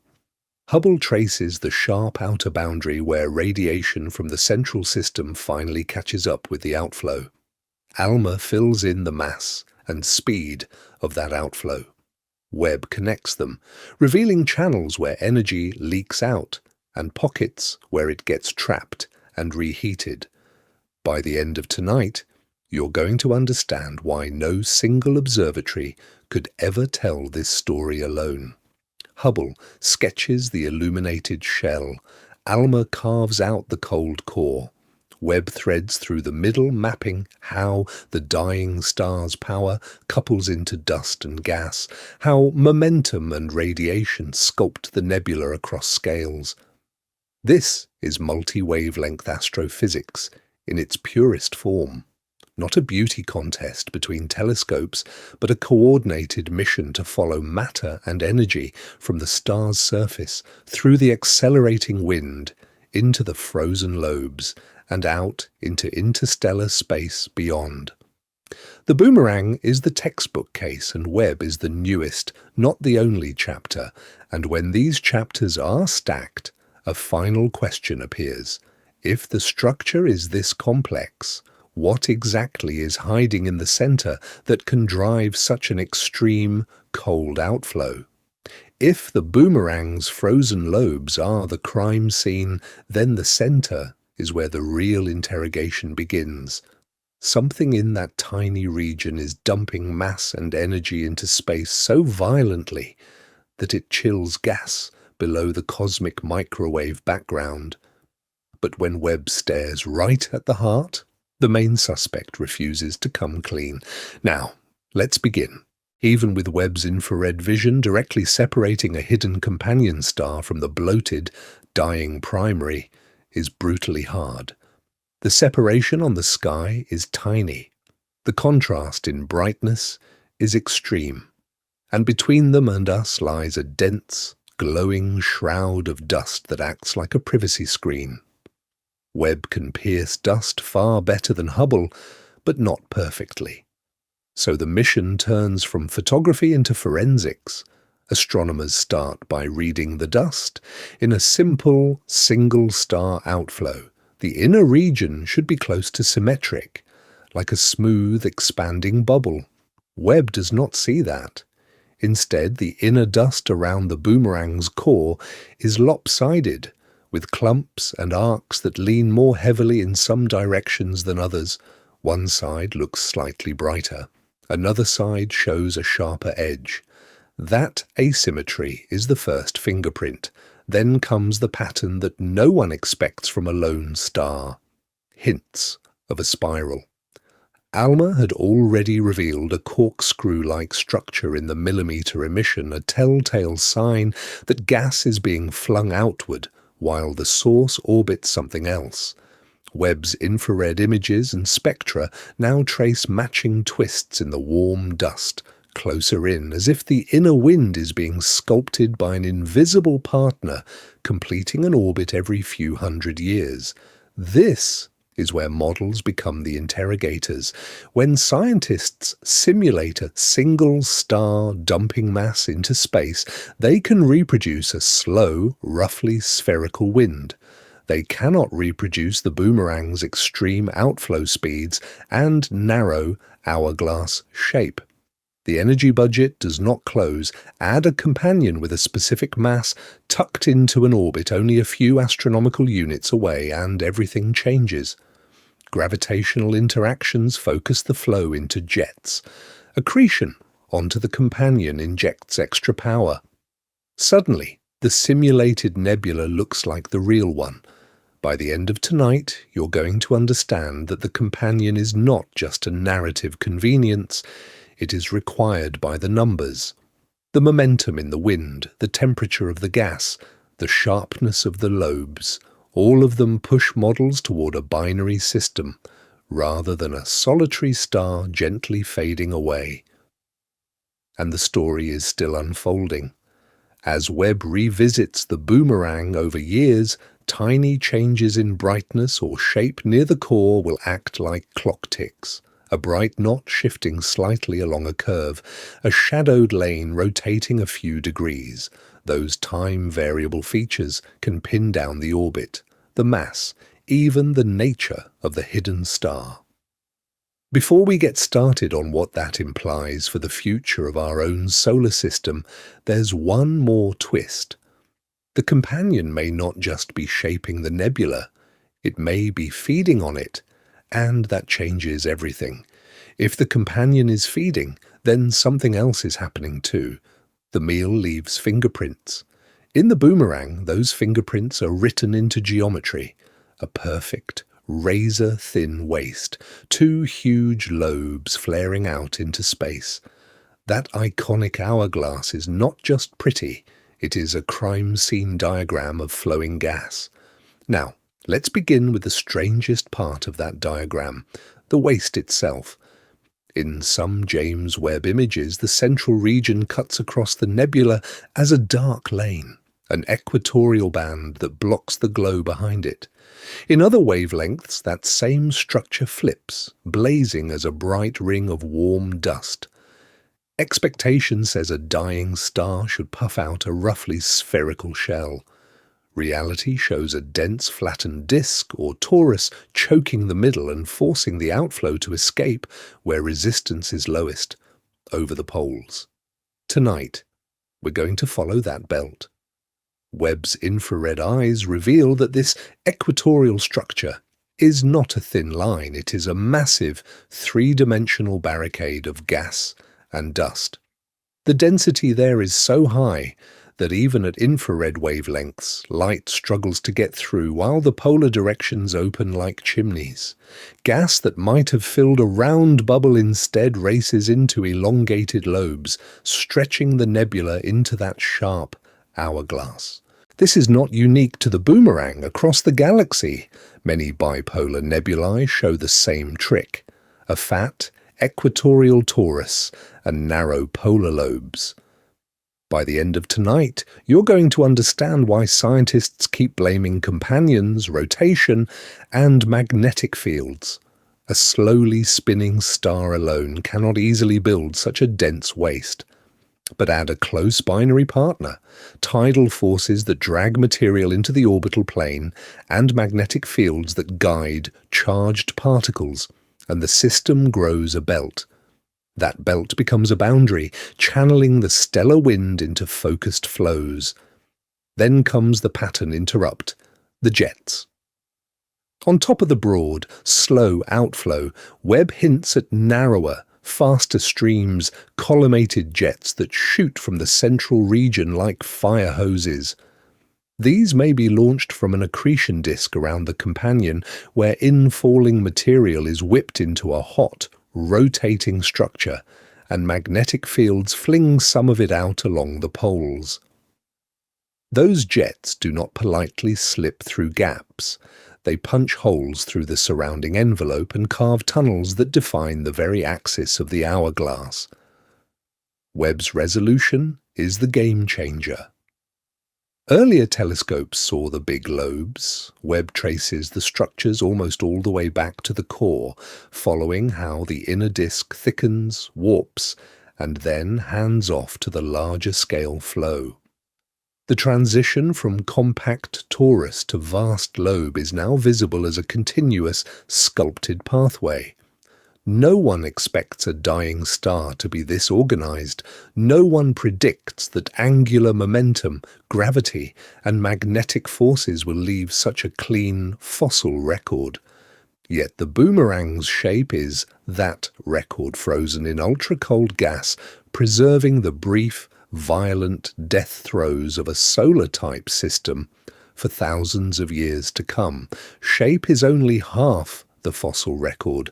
The other half is what that fossil is actually made of. Tonight, We're going to dive into the chemistry of this cosmic freezer, because the boomerang isn't just cold gas. It's enriched, processed, alchemized matter that once sat deep in a stellar core. By the end of tonight, you're going to understand how that chemistry turns a dying star into raw material for future worlds. In a normal red giant, the outer envelope is mostly hydrogen and helium, the same ingredients that dominated when the star first formed. But as nuclear fusion runs its course, heavier elements are forged in shells around the core. Carbon, nitrogen and oxygen are dredged upward by convective currents and mixed into the outer layers. When the boomerang's progenitor blew off its envelope at hundreds of kilometers per second, it wasn't just losing mass, it was ejecting those newly forged elements into space. Webb detects this in the fingerprints of light. Infrared spectra reveal emission and absorption features that point to gas rich in carbon-bearing molecules layered over the more familiar hydrogen and helium. Carbon monoxide, CO, stands out as a tracer of dense, cold regions, outlining the lobes that ALMA first mapped in radio wavelengths. The ratios of these lines tell scientists that the outflow is not pristine. It has been chemically processed inside the star. But the real revelation is the dust. No one expects a region only a few degrees above absolute zero to shine in the infrared, yet Webb sees a faint, ghostly glow. That glow comes from dust grains warmed just enough to radiate.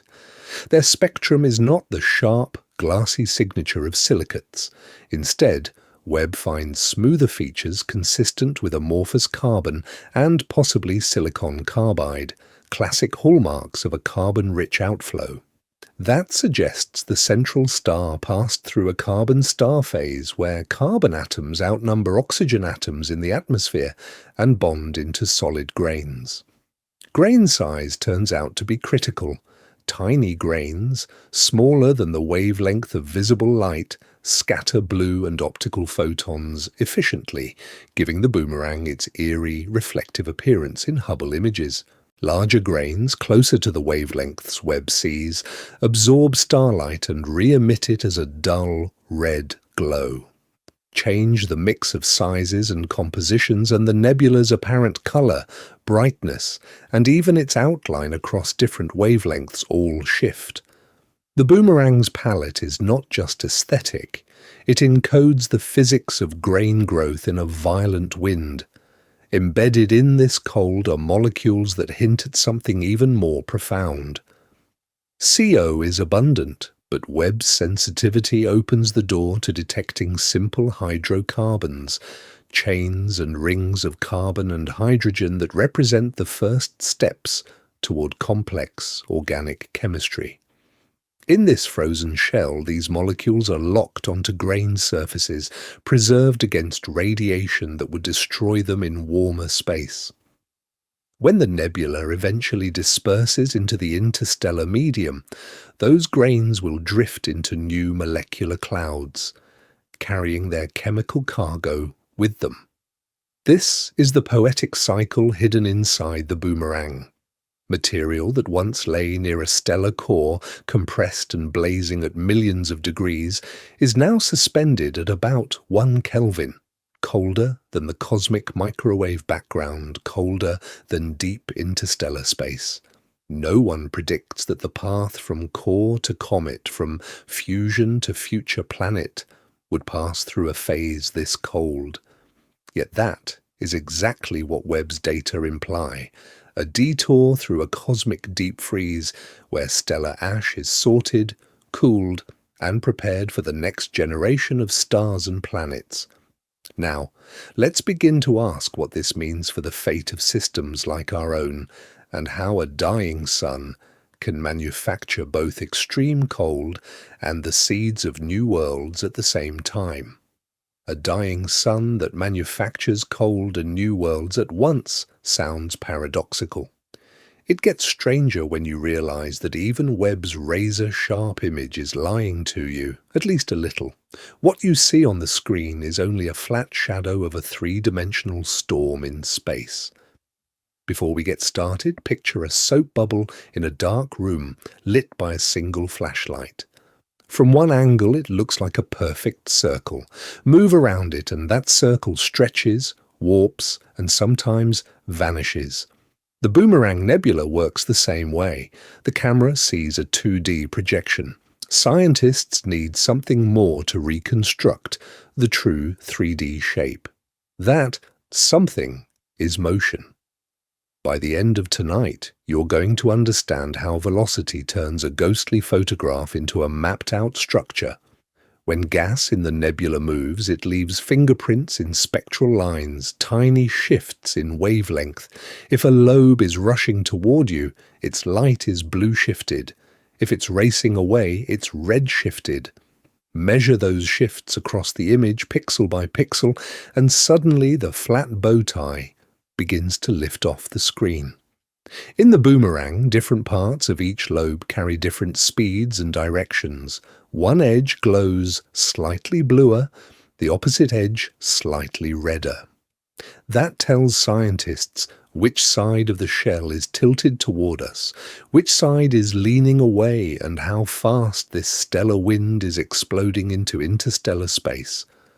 Some regions are streaming out at over 150 kilometers per second, carving a cavity so rapidly that the gas outruns the background heat of the cosmos itself.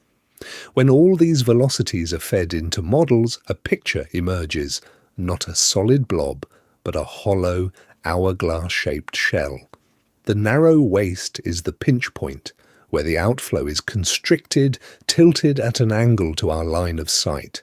No one expects a simple sphere. No one predicts a neat disk.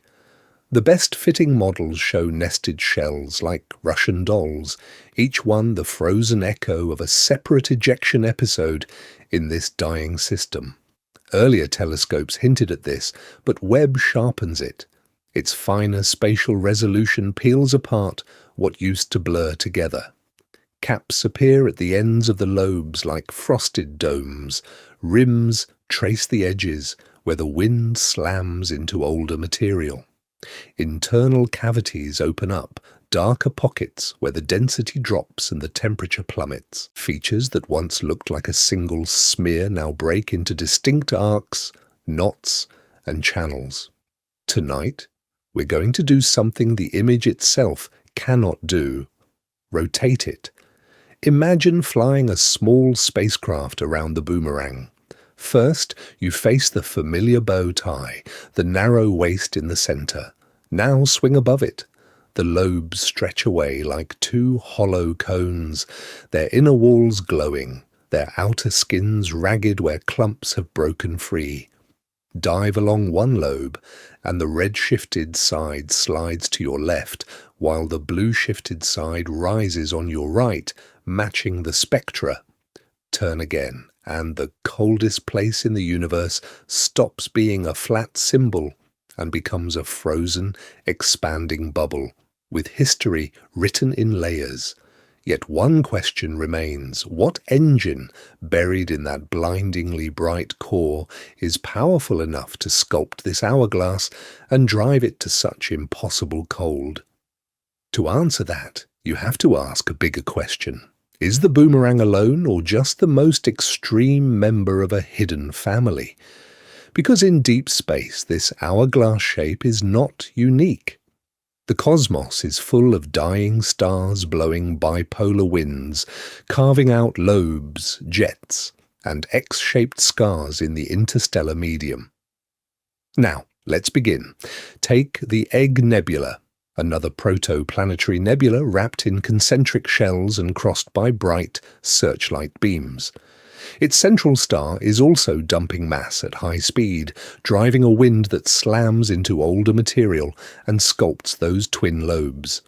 Then there is the red rectangle around HD 44179 with its eerie geometric X and glowing ladder-like rungs. On the sky, these systems could be cousins of the boomerang, compact cores, bipolar outflows, complex layered morphologies. The expectation is simple. Similar shapes, similar physics, similar temperatures. Reality refuses to cooperate. The egg is cold by human standards, tens of Kelvin in many regions, but nowhere near 1 Kelvin. The red rectangle glows in infrared, its dust warmed by starlight and shocks. Their outflows are fast, hundreds of kilometers per second in some zones, and their structures are intricate. But when scientists measure them, the gas does not plunge below the cosmic microwave background. No one expects a natural cryostat that outperforms the void itself. Here is the pattern interrupt. In most bipolar nebulae, the coldest zones are small clumps, thin shells, or shadowed pockets. In the boomerang, an entire lobe spanning tens of thousands of astronomical units drops to around 1 Kelvin. The outflow speeds are fierce but comparable to other objects. The difference is how much mass is thrown out, how quickly, and how efficiently that expanding wind can adiabatically cool before starlight or the galactic environment reheats it. By the end of tonight, you're going to understand why that matters. One possibility is that the boomerang is a snapshot of a brief, violent phase that many dying binary systems pass through. A few hundred years earlier, the wind was slower and warmer. A few hundred years from now, the gas will have thinned, reheated, and the nebula will look ordinary. Catch it only in this narrow time window, and you see the universe's coldest known outflow. But there is another option. The boomerang may be genuinely rare, a consequence of very specific binary parameters: the companion's mass, the orbital separation, the timing of a common envelope plunge, and the exact way orbital energy is dumped into the star's envelope. Change those numbers slightly, and the wind still erupts, the lobes still form, but the cooling never reaches that 1 Kelvin boundary.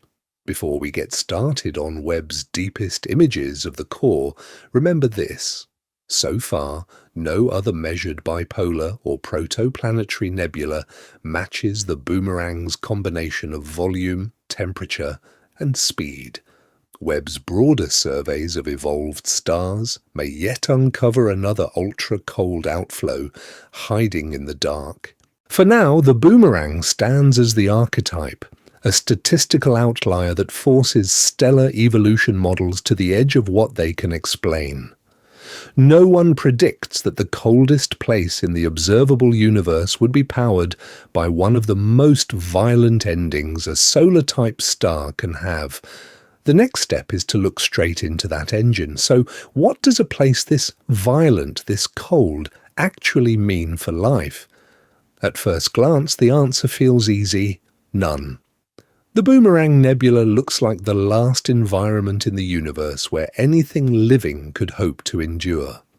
Near the core, the hidden central star system is blasting out radiation. Ultraviolet light, X-rays, fast particles driven by a furious stellar wind. Temperatures there are thousands of degrees, while just a few trillion kilometers away, the lobes plunge to about 1 Kelvin. That's colder than the cosmic microwave background, colder than the deep vacuum between galaxies. Life, as it is known on Earth, depends on stable conditions, liquid water, and long, quiet ages. The boomerang offers the opposite: intense irradiation at the center, and molecular motion slowed almost to a standstill in the wings. Before we get started on speculation that clarity matters, there are no hidden forests in this fog, no ocean under the lobes. This is a transient, catastrophic phase in a solar-type star's death, lasting only a few thousand years. By the time any hypothetical microbes adapted to one regime, the entire environment would have changed again. But rewind the mission of this star. Before the outburst, it was a red giant, and before that, a main sequence sun. It likely hosted a family of planets and comets. Some would have orbited close in, warm and bright. Others would have circled in a cold outer belt, the way icy bodies inhabit the Kuiper belt in our own solar system.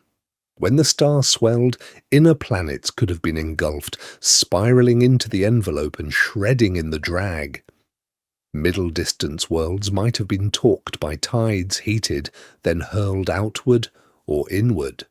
Outer comets could have been flung into interstellar space, frozen relics carrying the chemical imprint of their parent system. No one expects a gentle retirement. The reality is a gravitational demolition. Planets evaporated, moons stripped, orbits scrambled until only cores and rubble remain. Some fragments will end up as part of the boomerang's expanding shell, cooling down below the temperature of deep space. Others will escape entirely, drifting beyond the nebula as rogue worlds and comets. Tonight, we're going to push the idea further, because the real habitability story here is not first-generation life, but second-generation potential. By the end of tonight, you're going to understand why this frozen wreckage is future soil. Over millions of years, the boomerang's gas and dust will mix back into the galaxy. Carbon, oxygen, silicon, metals forged in earlier nuclear burning will seed nearby molecular clouds. When those clouds collapse, new stars will ignite. Around them, disks rich in heavy elements will form rocky planets with iron cores, silicate crusts, and volatile ices, worlds with continents, atmospheres, and maybe oceans. Now, let's begin to see the connection. The cold, shredded remains of this dying star are not an endpoint. They are raw ingredients.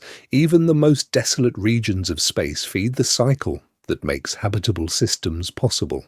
Somewhere far in the future, a living ocean may owe its existence to the night when this star froze its last breath. Those future oceans will never know their origin story, but you can watch that story being written, almost frame by frame. Nebulae feel timeless. On human scales they look frozen, like cosmic photographs pinned to the sky. Yet scientists know that is an illusion. Even a static cloud like the boomerang is in motion, expanding, cooling, colliding with the surrounding interstellar medium. The trick is that the motion is slow compared to a human lifetime, but not slow compared to our instruments.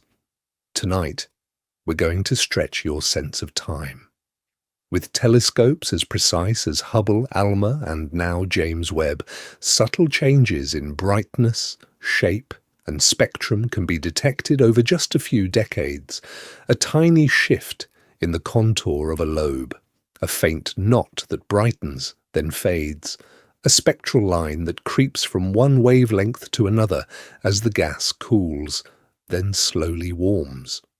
To the eye, it looks the same. To the detectors, it is evolving. The boomerang's lobes are racing outward at more than 150 kilometers per second. That means that in 10 or 20 years, their edges will be measurably farther from the central star if you stack the images and align them, pixel by pixel. ALMA can trace the motion of the cold molecular gas. Webb can track the infrared glow of dust grains as they gently heat from 1 Kelvin toward the cosmic microwave background and then beyond it. By the end of tonight, you're going to understand that this colder-than-death state is not permanent. It is a phase. Inside, the story gets even more dynamic. The central region is not a quiet grave. It is a small, chaotic system. A dying red giant core, a close companion and jets punching through the outflow. Tiny changes in the central light distribution over years could betray the orbital motion of that companion. A brightening streak might mark a new burst of accretion as gas spirals in and is flung out along the poles. A twist in a jet could reveal precession, the wobble of an off-axis orbit. No one expects a corpse to move. No one predicts that a frozen shroud will flicker and reshape itself on the time scale of a career. Yet that is exactly what this mission of patient watching can reveal. Repeated Webb observations combined with radio maps from ALMA and future extremely large telescopes on Earth can turn a static snapshot into a slow-motion movie of stellar death.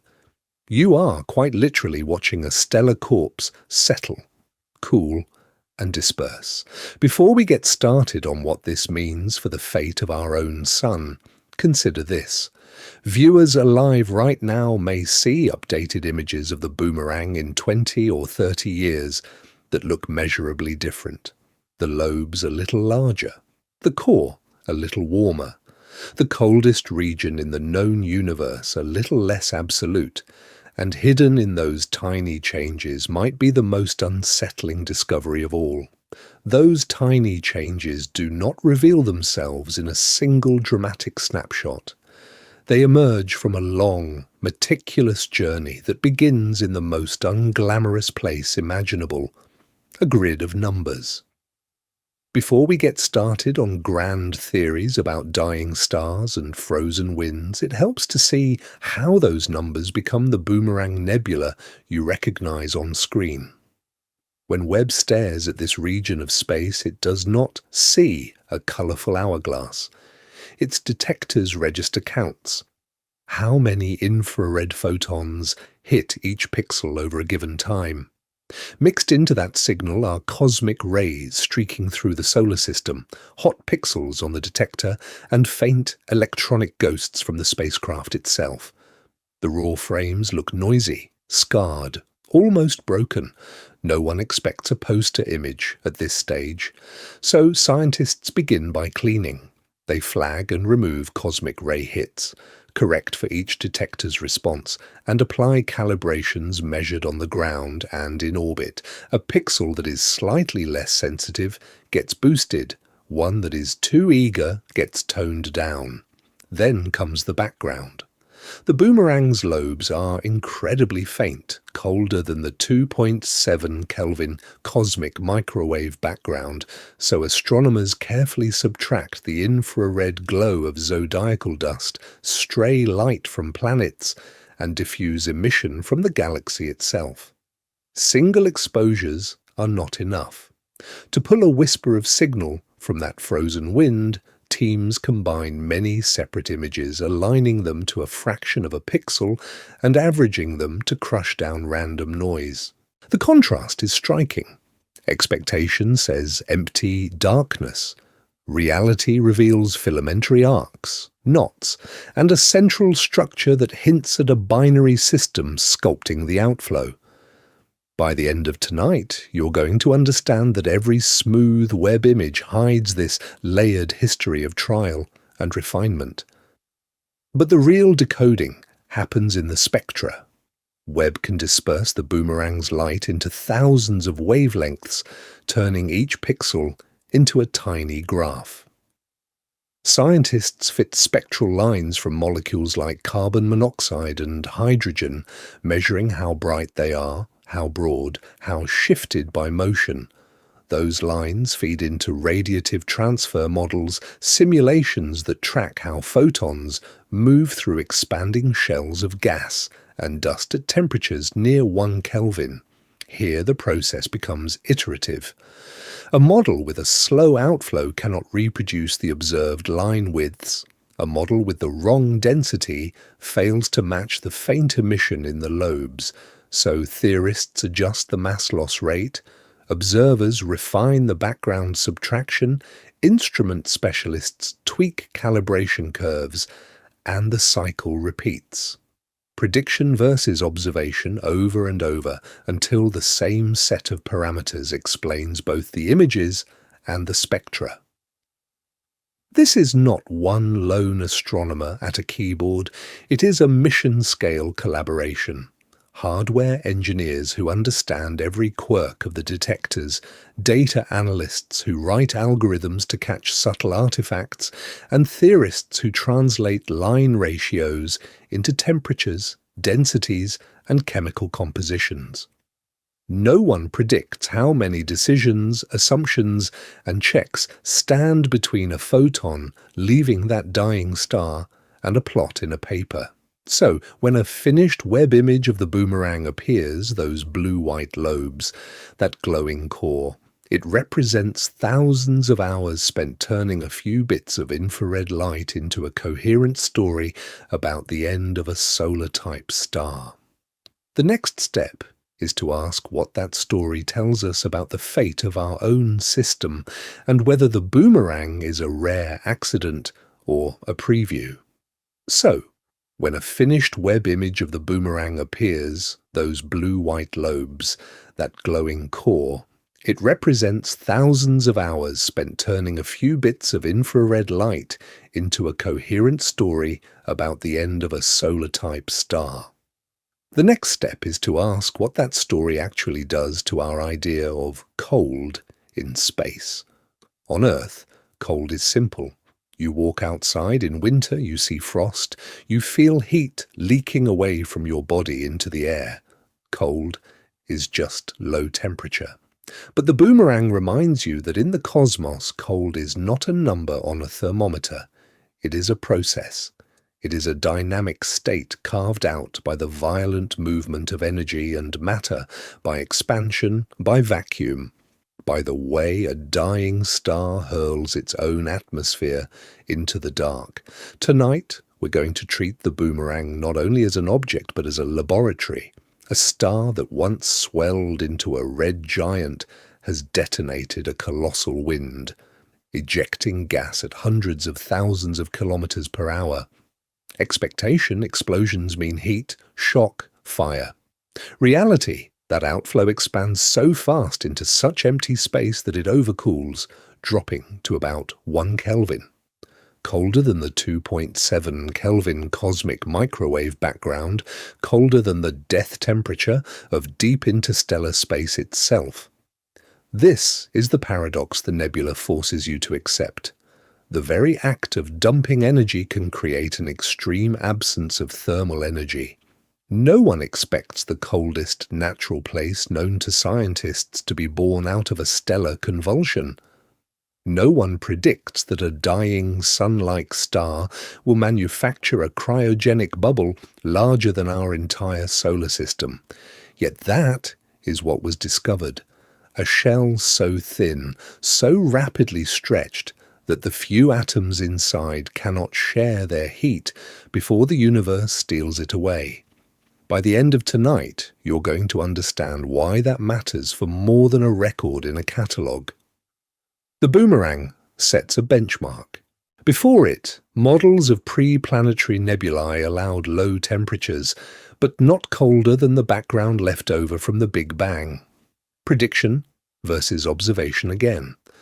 Webb's precise infrared measurements combined with ALMA's view of the high-speed molecular wind now anchor the lower limit for how cold a natural astrophysical environment can get when expansion outruns heating. Absolute zero remains unattainable. Quantum mechanics keeps that boundary firm. Yet the boomerang shows that nature can coast astonishingly close over light-year scales using nothing exotic, just gravity, orbital energy in a tight binary system, and the near-perfect vacuum of interstellar space. No magnetic refrigeration, no superconducting coils, just a star, a companion, and a runaway wind. Now, let's begin to widen the frame. If a normal solar-type star can end its life by creating the coldest known region in the universe, what does that say about the boundaries of stellar evolution, about where a star ends and a nebula begins? The boomerang blurs that line, turning destruction into a cryogenic construction project. In the next part, That redefinition of cold becomes a tool for rethinking how stars die, how new systems form from their remains, and how creation can hide inside what looks, at first glance, like pure loss. So where does the star end and where does space begin when the star has blown itself into a ghost? In the Boomerang Nebula, that question stops being philosophical and turns into a measurable, physical frontier. In a normal system, the boundary feels simple. There is the star, compact and bright, and then there is the interstellar medium outside it, a thin haze of gas and dust filling the galaxy. But in the Boomerang, the star's former envelope has expanded to fill a region that would usually belong to that background gas. What used to be interior is now exterior. The star has inflated into a light-year scale volume of ultra-cold wind, and the usual mental model snaps in half. Tonight, we're going to treat that frozen shape as a layered frontier instead of a single edge. Webb's infrared vision lets scientists peel it back, zone by zone, and ask, where does the last true influence of the stellar core fade into the quiet of interstellar space? Closest in, there is an inner boundary that does not look like a surface, but behaves like one. Radiation from the compact central system, probably a binary, still dominates here. Temperatures rise, dust grains glow instead of merely reflecting light. The gas is denser, the pressure higher, and the outflow is still being accelerated. Webb sees this as a bright, compact core wrapped in warmer dust, a region where the physics is still stellar, even if the star itself is hidden. Move outward, and the rules change. The high-speed wind that made the Boomerang so cold has expanded and cooled so violently that it undercuts even the 2.7 Kelvin glow of the cosmic microwave background. This mid-region is the transitional zone, no longer part of the star, not yet mixed into the general galactic medium. Here, pressure, temperature, and density all fall off, but not at the same rate. So there is no single clean edge. Instead, there are gradients, nested shells where molecules freeze out on dust, where collisions become rare, where the flow starts to fragment. This is where Webb excels. By mapping how different wavelengths trace different temperatures and densities, the mission can quantify multiple boundaries at once.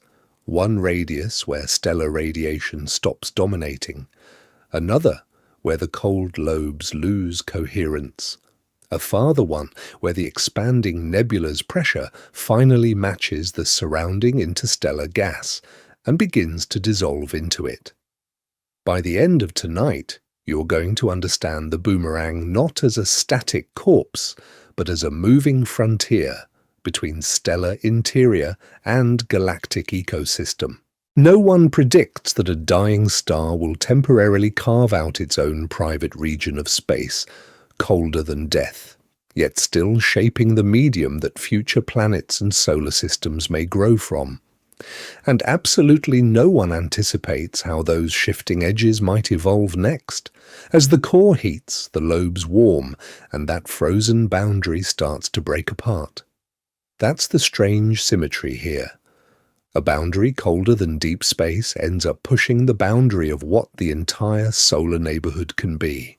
The Boomerang Nebula began as a puzzling smudge on old images, elongated, faint, uneasy to classify. Then radio measurements said something outrageous. This ghostly cloud was only about 1 Kelvin colder than the 2.7 Kelvin glow of the Big Bang itself. No one expects a dying star to build a refrigerator that outperforms the universe, yet that's exactly what this system has done. With Webb, that smudge turns into a laboratory, not a metaphorical one, a literal testbed, where scientists can watch binary interaction, runaway mass loss, and extreme thermodynamics play out in real time. Webb's infrared vision peels back the dust that hid the central engine, revealing jets, clumps, and nested shells sculpted by a companion star. Designed as a general-purpose space observatory, this spacecraft is suddenly a precision instrument for measuring how fast gas is cooling, how violently it is being flung out, and how that outflow carves those iconic, boomerang-shaped lobes. Now, let's begin to connect this one bizarre object to the bigger system. The Boomerang is a pre-planetary nebula, a star in the brief, unstable transition between red giant and planetary nebula. By the end of tonight, you're going to understand why that matters. This phase is when a star dumps huge amounts of gas and dust into space, seeding the galaxy with carbon, nitrogen, and heavier elements, the same elements that will later build planets, atmospheres, and maybe biology. The outflows Webb measures here are not just pretty structures, they are the raw material from which future solar systems will condense. At the same time, Webb's view of the hidden central binary speaks to another frontier. Exotic compact pairs, white dwarfs spiraling together, future type Ia supernova candidates, systems that may one day merge and send gravitational waves across the galaxy, do not appear out of nowhere. They are sculpted in phases like this, when one star overflows, loses mass, and reshapes the orbit. A single, cold nebula suddenly ties together stellar life cycles, galactic enrichment, and the origin of some of the most energetic events known. This is where Webb is a generational leap, not only sharper images, wider wavelength coverage. It sees through dust that made earlier telescopes nearly blind to crucial stages of stellar evolution. Before we get started on the finale, pause on that. Entire chapters of star life were happening behind curtains of soot, and no one predicts how strange they would look once revealed. There is a quiet humility in this. Stellar evolution is a mature field. Diagrams are printed on classroom walls. Yet one outlier, colder than death, forces scientists to rewrite models of winds, binary mass transfer, and how fast a star can shed its envelope. One object, and suddenly the boundary of the possible moves. And that is where you come in. Each new observation of the boomerang, each new question it raises, pushes the edge of understanding outward, just as those lobes push into interstellar space.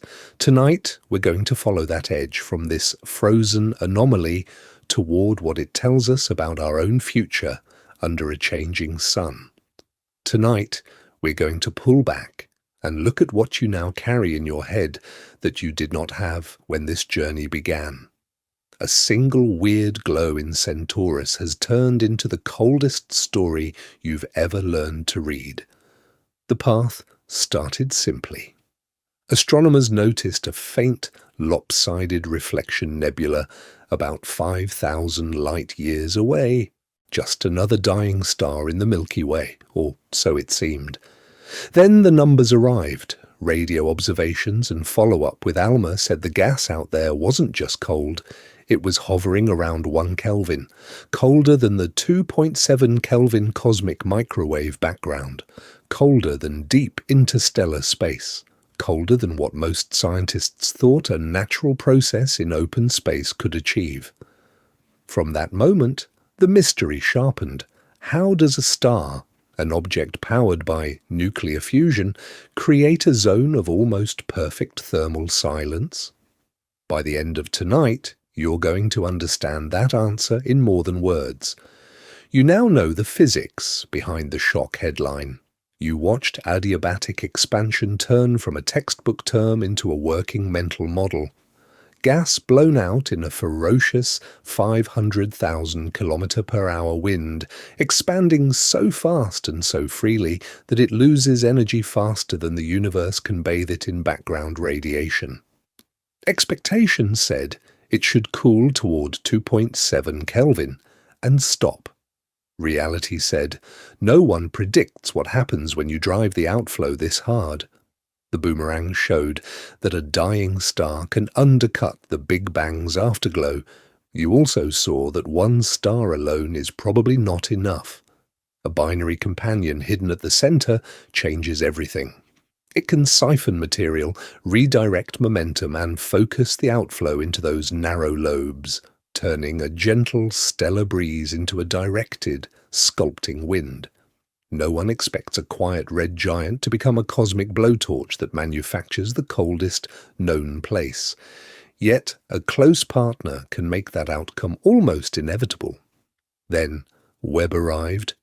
Infrared eyes, tuned to wavelengths where dust glows and cold gas whispers, finally punched through the frosty veil. You learned how Webb's instruments revealed a complex, hourglass-like structure, knots and filaments of dust, and a compact, hidden core where the binary system is doing the real work. Spectral fingerprints stopped being abstract. They became tools letting you see carbon monoxide tracing the outflow speeds, dust features sketching temperature gradients, and subtle color shifts marking different chemical zones. Along the way, you learned to read multi-wavelength images as layered X-rays of the same object. Optical light for scattered starlight, millimeter waves for cold molecular gas, infrared for warm dust and buried engines. You started to think in 3D, reconstructing the lobes, the waste, the velocities, not as a flat picture, but as a dynamic structure expanding into interstellar space. And all of this feeds into larger questions.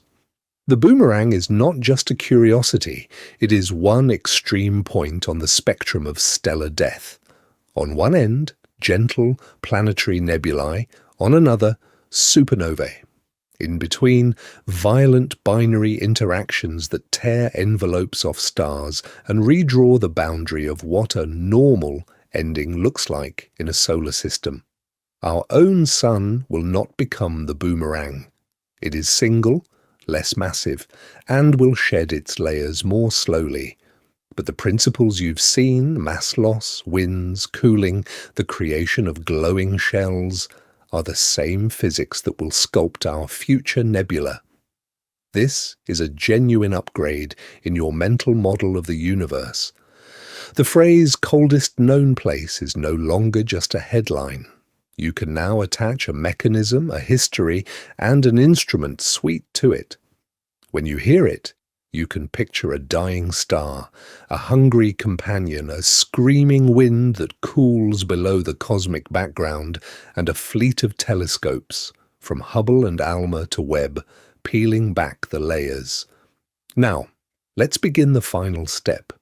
Taking what the boomerang has taught and using it to rethink how many other impossible nebulae might be hiding in plain sight.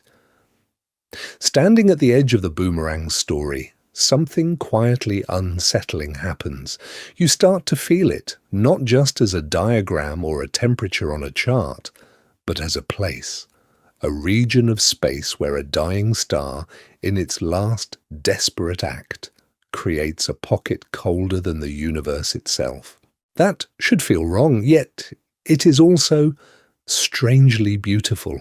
Because this is the paradox the boomerang forces you to confront. Death, in the language of stellar evolution, is not silence. It is motion. It is a screaming wind ripping away a solar envelope so fast that it outruns the heat of the cosmos. No one predicts that the coldest known place would be born from violence. Absolutely no one anticipates that a star's final storm could cool below the cosmic microwave background. By the end of tonight, you're going to understand that this is not just trivia about one bizarre nebula. It is a ticket, a way back to the boomerang whenever you look up, and a way forward to everything still hidden beyond it. Because if a binary system in Centaurus can carve out a pocket colder than death, what else is waiting in the dark that scientists have not yet discovered? Imagine Webb turning its mirrors toward a rogue planet drifting between the planets of no solar system, locked in eternal night, its only warmth the ghostly glow of leftover formation heat. Picture a black hole's accretion disk, where gas whips around at a significant fraction of light speed while space itself is dragged into a whirlpool, or a newborn galaxy, just a few 100 million years after the Big Bang taking its first breath of star formation, while the cosmic background is still a warm fog. Tonight, we're going to treat the Boomerang as a prototype for these extremes. If this deep dive into how a simple red giant, a hidden companion, and a runaway wind can rewrite the temperature limits of the universe felt valuable, subscribing is how more of these long-form journeys happen. It signals that there is an audience for patient, detailed explorations of objects that break the rules. Sharing the episode pushes that signal even farther. When more people understand how a pre-planetary nebula can undercut the background of the Big Bang, it raises the floor of what counts as normal space in the public imagination. Before we get started on the next mission, use the comments as part of the experiment. Leave questions about the Boomerang, about how stars die, or about other extreme environments you want to see under Webb's infrared gaze. This channel is not a lecture hall, it is a long-running conversation about where the real boundaries of the solar system and beyond actually lie. And stay tuned, because the Boomerang's binary drama is not an isolated case. Upcoming episodes will follow that same physics into systems dense enough to shake space-time itself, connecting these outflows and hidden companions to gravitational wave sources and to other Webb targets that may be one eruption away from becoming the next impossible nebula. The original plan is simple. Use Webb to measure a strange cold nebula, refine a few models, then move on to the next target in a crowded observing queue. No one expects that a faint blue bow tie in Centaurus will become a kind of cosmic mirror, forcing you to rethink what cold, death, and distance mean in space. Now, let's begin.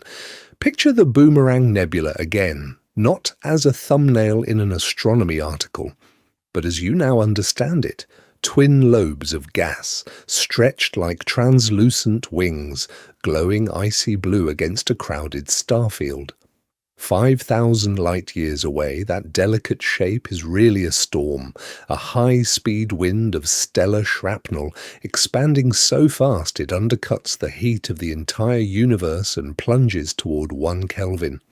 By the end of tonight, you're going to understand that this image is not an accident. It is the end point of a chain of effort that runs from hand-drawn spectra in the 20th century, to Hubble's first sharp glimpses of the bow tie, to ALMA's radio maps that discovered its insane outflow, and finally to a space telescope parked 1 million miles from Earth, tuned to infrared wavelengths the atmosphere would block. Generations of scientists, engineers, and programmers all quietly stacked their work so that one day a spacecraft could turn toward a natural, cryogenic lab beyond the solar system and simply look. Contrast that with where you are. On a warm, thin film of air wrapped around a rocky world, orbiting an ordinary star that will one day shed its own envelopes into space. Earth is noisy with oceans, weather, life, and light. The Boomerang is nearly silent, almost empty, colder than the cosmic microwave background itself. Yet both are written by the same physics of stellar birth and stellar death, by the same nuclear fires and the same cooling ashes. Before we get started on what comes next, hold that connection for a moment. The next time winter wind cuts through your coat, remember that every molecule of that air has a temperature hundreds of degrees above absolute zero. Remember that there is a place where even interstellar space at 2.7 Kelvin counts as warm, where a dying star's breath turned into the coldest known boundary in the universe. The strange part is not just that such places exist, it is that a species on a small, temperate planet built the tools, launched the missions, and trained the algorithms to find them. The universe is not only vast, it is deeply, relentlessly strange, and absolutely no one anticipates how far that strangeness will go once Webb and its successors start chasing the coldest, darkest corners toward objects that do more than just glow and freeze. So, where does the story go after a place colder than the background of space? It does not end at the Boomerang. In some ways, this is where it really begins, because once scientists discover one extreme, the next question is obvious. Is this a freak or the first member of a hidden family? Now, let's begin with what Webb is already turning toward. Other pre-planetary nebulae like the Egg Nebula and the frosty Leo Nebula are sitting on the list, wrapped in thick, scattering dust, their dying stars driving high-speed winds that carve out bizarre hourglass shapes. Designed to study the first galaxies, Webb is now watching the last breaths of solar-type stars, testing whether those violent outflows always create cold, thin cavities, or whether the Boomerang's cryogenic core is something no one expects to see twice. Then there are the supernova remnants. Webb is mapping the tangled filaments of Cassiopeia A and the Veil Nebula, where stars did not gently shrug off their outer layers, they detonated. In those blast waves, elements forged in stellar hearts are slammed into surrounding space, cooling, condensing, and eventually seeding future planets. By the end of tonight, you're going to understand that the same telescope that peers into primordial galaxies is also dissecting cosmic corpses, comparing slow deaths like the Boomerang to explosive endings that rip a solar system apart in seconds. Dusty binary systems are next on the list of suspects. Objects like Eta Carini and the Red Rectangle are laboratories where two stars orbit so close that their winds collide, pile up, and radiate. Some scientists thought only an exotic, finely tuned binary could drive a wind fast enough to overexpand and overcool like the Boomerangs. Webb's infrared spectra will test that prediction, tracing temperatures, densities, and flow speeds to see whether nature quietly repeats this trick around other dying suns. This is the pattern now. Prediction versus observation, expectation versus reality. Models say one thing, Webb's detectors whisper another. Each new nebula, each shattered remnant, each dust-choked pair of stars becomes a comparison point, a way to ask whether the Boomerang is a 1 in a billion accident or the bright, icy tip of a population that has been hiding just beyond the reach of older spacecraft. Here is the pattern interrupt. This is not a closed chapter that only appears in papers and press releases. Webb's images and data are public. Anyone with a browser can watch the archive grow, can see the next cold bubble, the next impossible boundary appear on screen in almost real time. Tonight, we're going to talk about the Boomerang, but tomorrow you can scroll through raw frames from new targets, watching as the mission quietly rewrites what death looks like in deep space. The deeper theme holds. The universe saves its sharpest lessons for its strangest contradictions. A nebula colder than the cosmic microwave background. A dead star that kills heat more efficiently than the vacuum. A region that feels like the end of everything, yet turns out to be a beginning for understanding how stars live, die, and recycle their remains into planets like this one. So tonight, somewhere in the constellation Centaurus, that nebula is still glowing at 1 Kelvin, still colder than the vacuum of space itself, still patient, still freezing, still defying every prediction about how dying stars are supposed to behave. Webb's instruments are still pointing at it and at the other suspects on the list, the Egg Nebula, the frosty Leo, the dusty binaries spinning their colliding winds, building the comparison sample that will tell us whether the boomerang is a freak of physics or the loudest example of a much quieter family. There is something steadying in knowing that the universe keeps a place this cold. The molecules in the gas you are breathing right now are warmer than that nebula by a factor of 300. Somewhere in the cosmos, the temperature scale itself bends, and a star's last breath turns into the coldest object the universe has so far revealed. The discovery does not need to be watched. The data does not stop arriving because no one is looking. Sleep well tonight, and tomorrow we will continue to explore the deepest mysteries of the cosmos together.